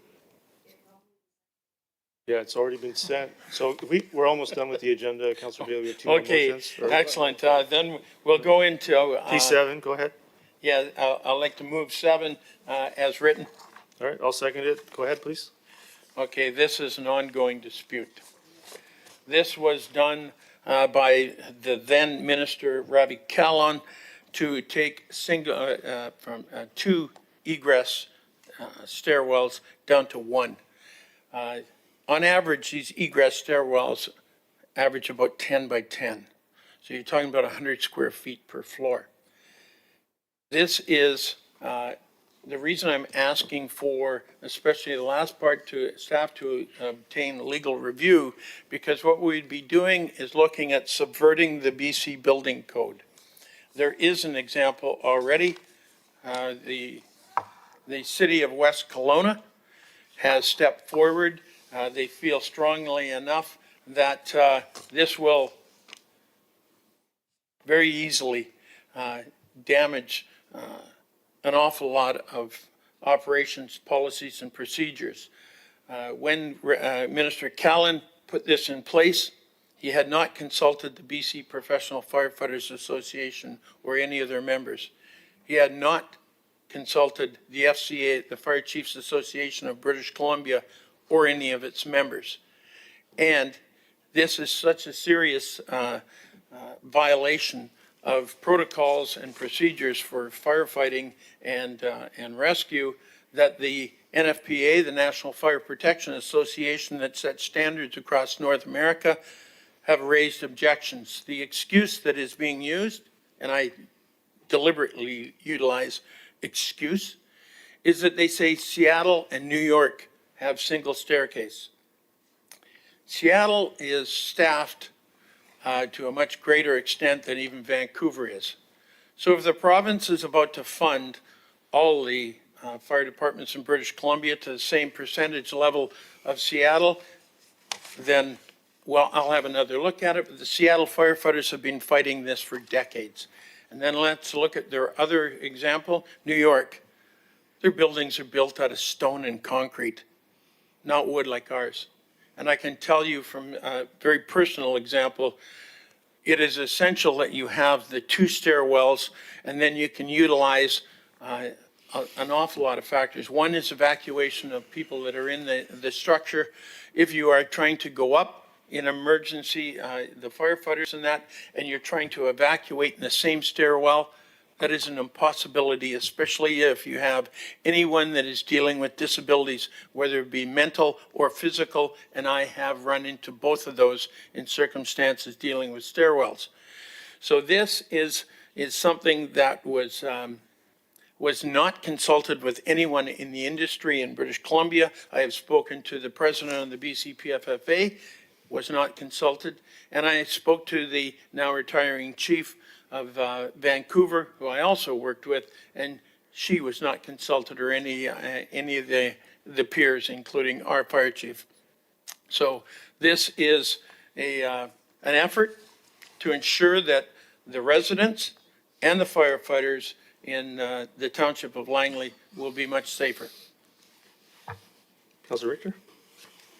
Yeah, I was just wondering, the second,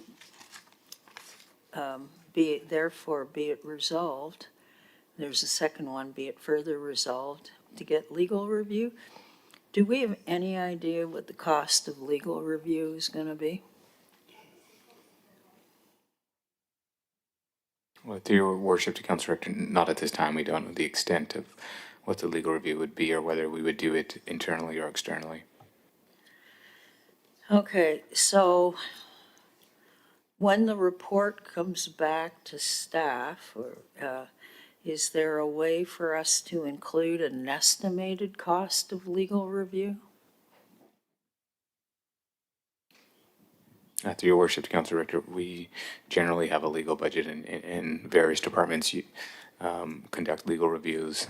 We don't indicate specifically how each report is cost when it comes to any internal or external legal expenses.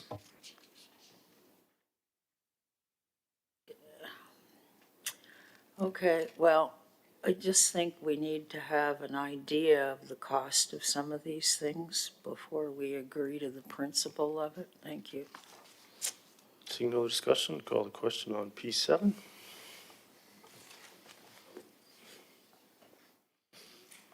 That carries unanimously. Councilor Bailey, item 8. Yeah, move it as read.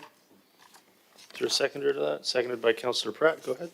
Yeah, the intent of this is we are about to repair. The preliminary work has been done at the Rainbow Crosswalk in Fort Langley, and we're about to repair this, and I think it is very important. And a lot of people have raised the fact that we shouldn't be paying to repair this, and I fully agree. But I think that people who choose to deface public property in a hateful manner, such as has been done in the past over the last now 9 or 10 years, I think we should be looking at ways to recoup the cost of repairs to the such structures and public property like this. And I fully would like to see some of these people who have been blatantly bragging about wanting to deface something in a hateful manner like this become fully responsible and pay. Councillor Martins? Thank you. Yeah, I support the spirit of this motion. I have some comments for consideration, and I did speak with our officer in charge of the RCMP yesterday about this topic. And myself, speaking as a retired police officer, enforcement is not the strongest first line of defense. It's reactive, can be resource heavy, and happens after the damage is done. More enforcement does not prevent the next incident. It only responds to it. The most effective approach is to change the environment so the offense cannot easily occur. As an example, Nanaimo, recently they upgraded their crosswalk. Instead of relying on enforcement for vandalism, they installed a durable thermoplastic Pride crosswalk that is bonded into the roadway and resistant to change. This approach reduces maintenance, lowers long-term costs, and minimizes the need for enforcement. So rather than increasing enforcement, I would suggest that we focus on prevention through better design, or what is known in policing as CPTED, crime prevention through environmental design. The best outcome is when enforcement is not needed at all. Mr. Mayor, if this concept, is it too far off from the original motion, or could we consider adding an amendment to include considering CPTED options to prevent the offense in the first instance? Yeah, we've got 3 other speakers, but I'll come back to you for that. Thank you. Councillor Richter? Again, I agree with the intent here. I just guess I would query, what is the actual likelihood of catching these people in the act? Have we been doing it all the way along? To your worship, to Councillor Richter, it's just, I think we review every item on a case-by-case basis. I think there's been some success with respect to catching some individuals who have caused some damages, and those individuals, some of them have been charged, but RCMP files, there is some investigation still ongoing. Okay, thank you. Councillor Whitmarsh? Yes, thank you. My question, I guess, through to staff was, or is that, do we currently have some kind of policy or structure within bylaws or within other forms of enforcement that we currently do? Or do we have nothing sort of around this topic at the current time? To your worship, to Councillor Whitmer, generally speaking, specific to items regarding cost recovery option, they're quite limited in nature right now when it comes to any policy or bylaw currently. Okay, so this would be a new thing for us to have. Outside of the Rainbow Crosswalk, what are some of the, do we have examples of people where they're doing intentional damage to the highway markings and traffic control devices and these sort of things? I know that's listed on here as another area. Is that just anticipating the future and a policy that would cover sort of a lot of things? Or are we having problems in those areas as well? To your worship, to Councillor Whitmarsh, generally speaking, we do have policies when it comes, we do have events that occur that relate to damages to our highway markings, traffic control devices. One example off the top of my head is there's still several burnouts occurs on certain parking lots or traffic control, line markings as well.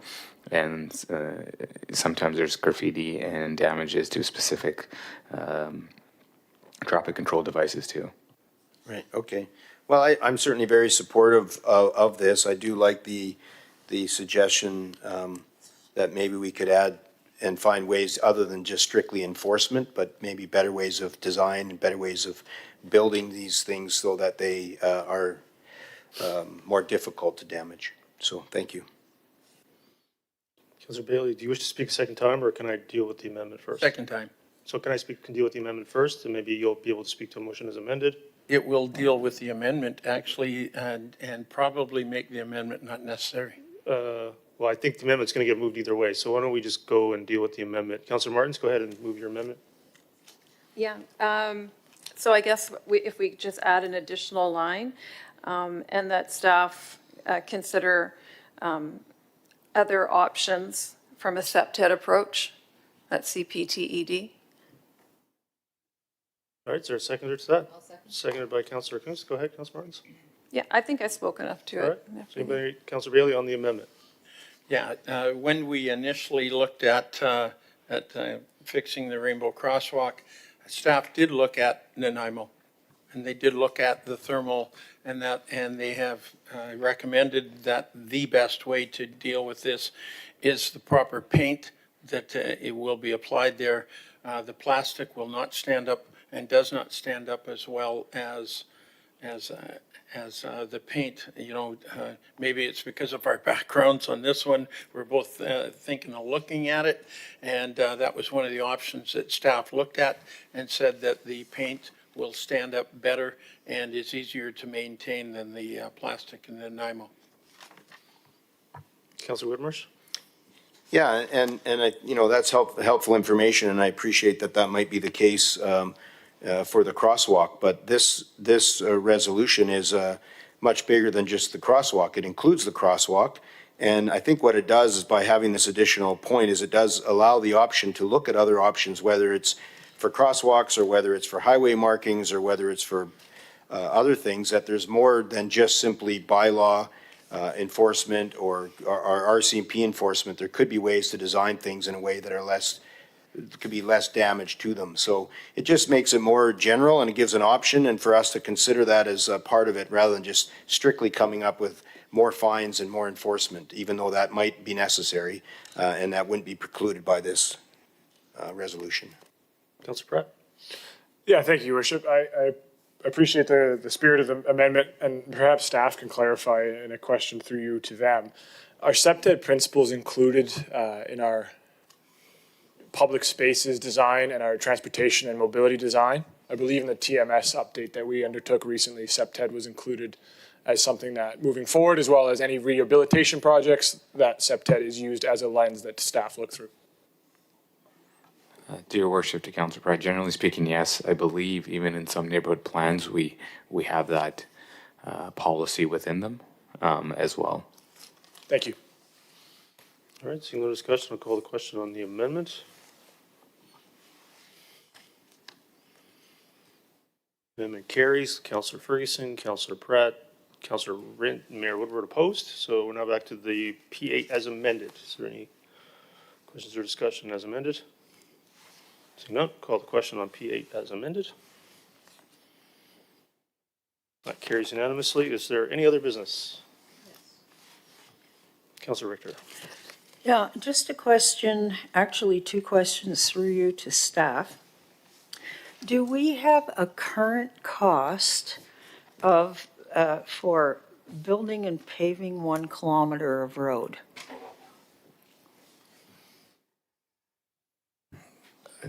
To Your Worship, to Councillor Richter, not off the top of staff's head, it all depends on whether that road requires any improvement to the standard of the road, whether it's urban standard, curbs, gutter, utility relocation. So it does depend. It's not as simple as just having a general cost. Each road is specific on some of the. So we don't track those costs at all? To Your Worship, to Councillor, we do generally track those costs, but those costs are also determined on specific roadways and whether there's any approvals required and cost increases. Okay. My second question is, myself and Councillor Whitmarsh, I don't know if anybody else got this letter, from a resident with a bylaw complaint concerning auto wrecking and storage of wrecked vehicles on a property in Walnut Grove. Can I just hand this to staff and staff will look into it? Or do I need a resolution to give it to staff? Are you aware of this item, Mr. Kerr? To Your Worship, Councillor, staff might be already aware of these items, and happy to also after the meeting take the specific correspondent and staff will review it and advise council. Okay, so you'll give us back an update on whether this complaint has come into staff to investigate, I guess? To Your Worship, Councillor, if it's the same one that's coming to the top of my head, then yes, we're going to be providing council some further updates. Okay, thank you. Any other business? Nope, seeing none. And does anybody have any items for closed? No, seeing none, I'm going to motion to resolve into closed. Moved by Councillor Bailey, seconded by Councillor Pratt. All those in favor? Anyone opposed? That carries. Going to motion to determine, Councillor Richter, did you have something? I was just wondering if we could possibly have a 10-minute break right now before we start close. Yeah, that's why I would definitely like to do that before close. So appreciate everybody bearing with me for those 15 minutes. And we'll convene in closed at 3:55. Get a motion to terminate? Moved by Councillor Pratt, seconded by Councillor Rent. All those in favor? Anyone opposed? That's carried. Thank you.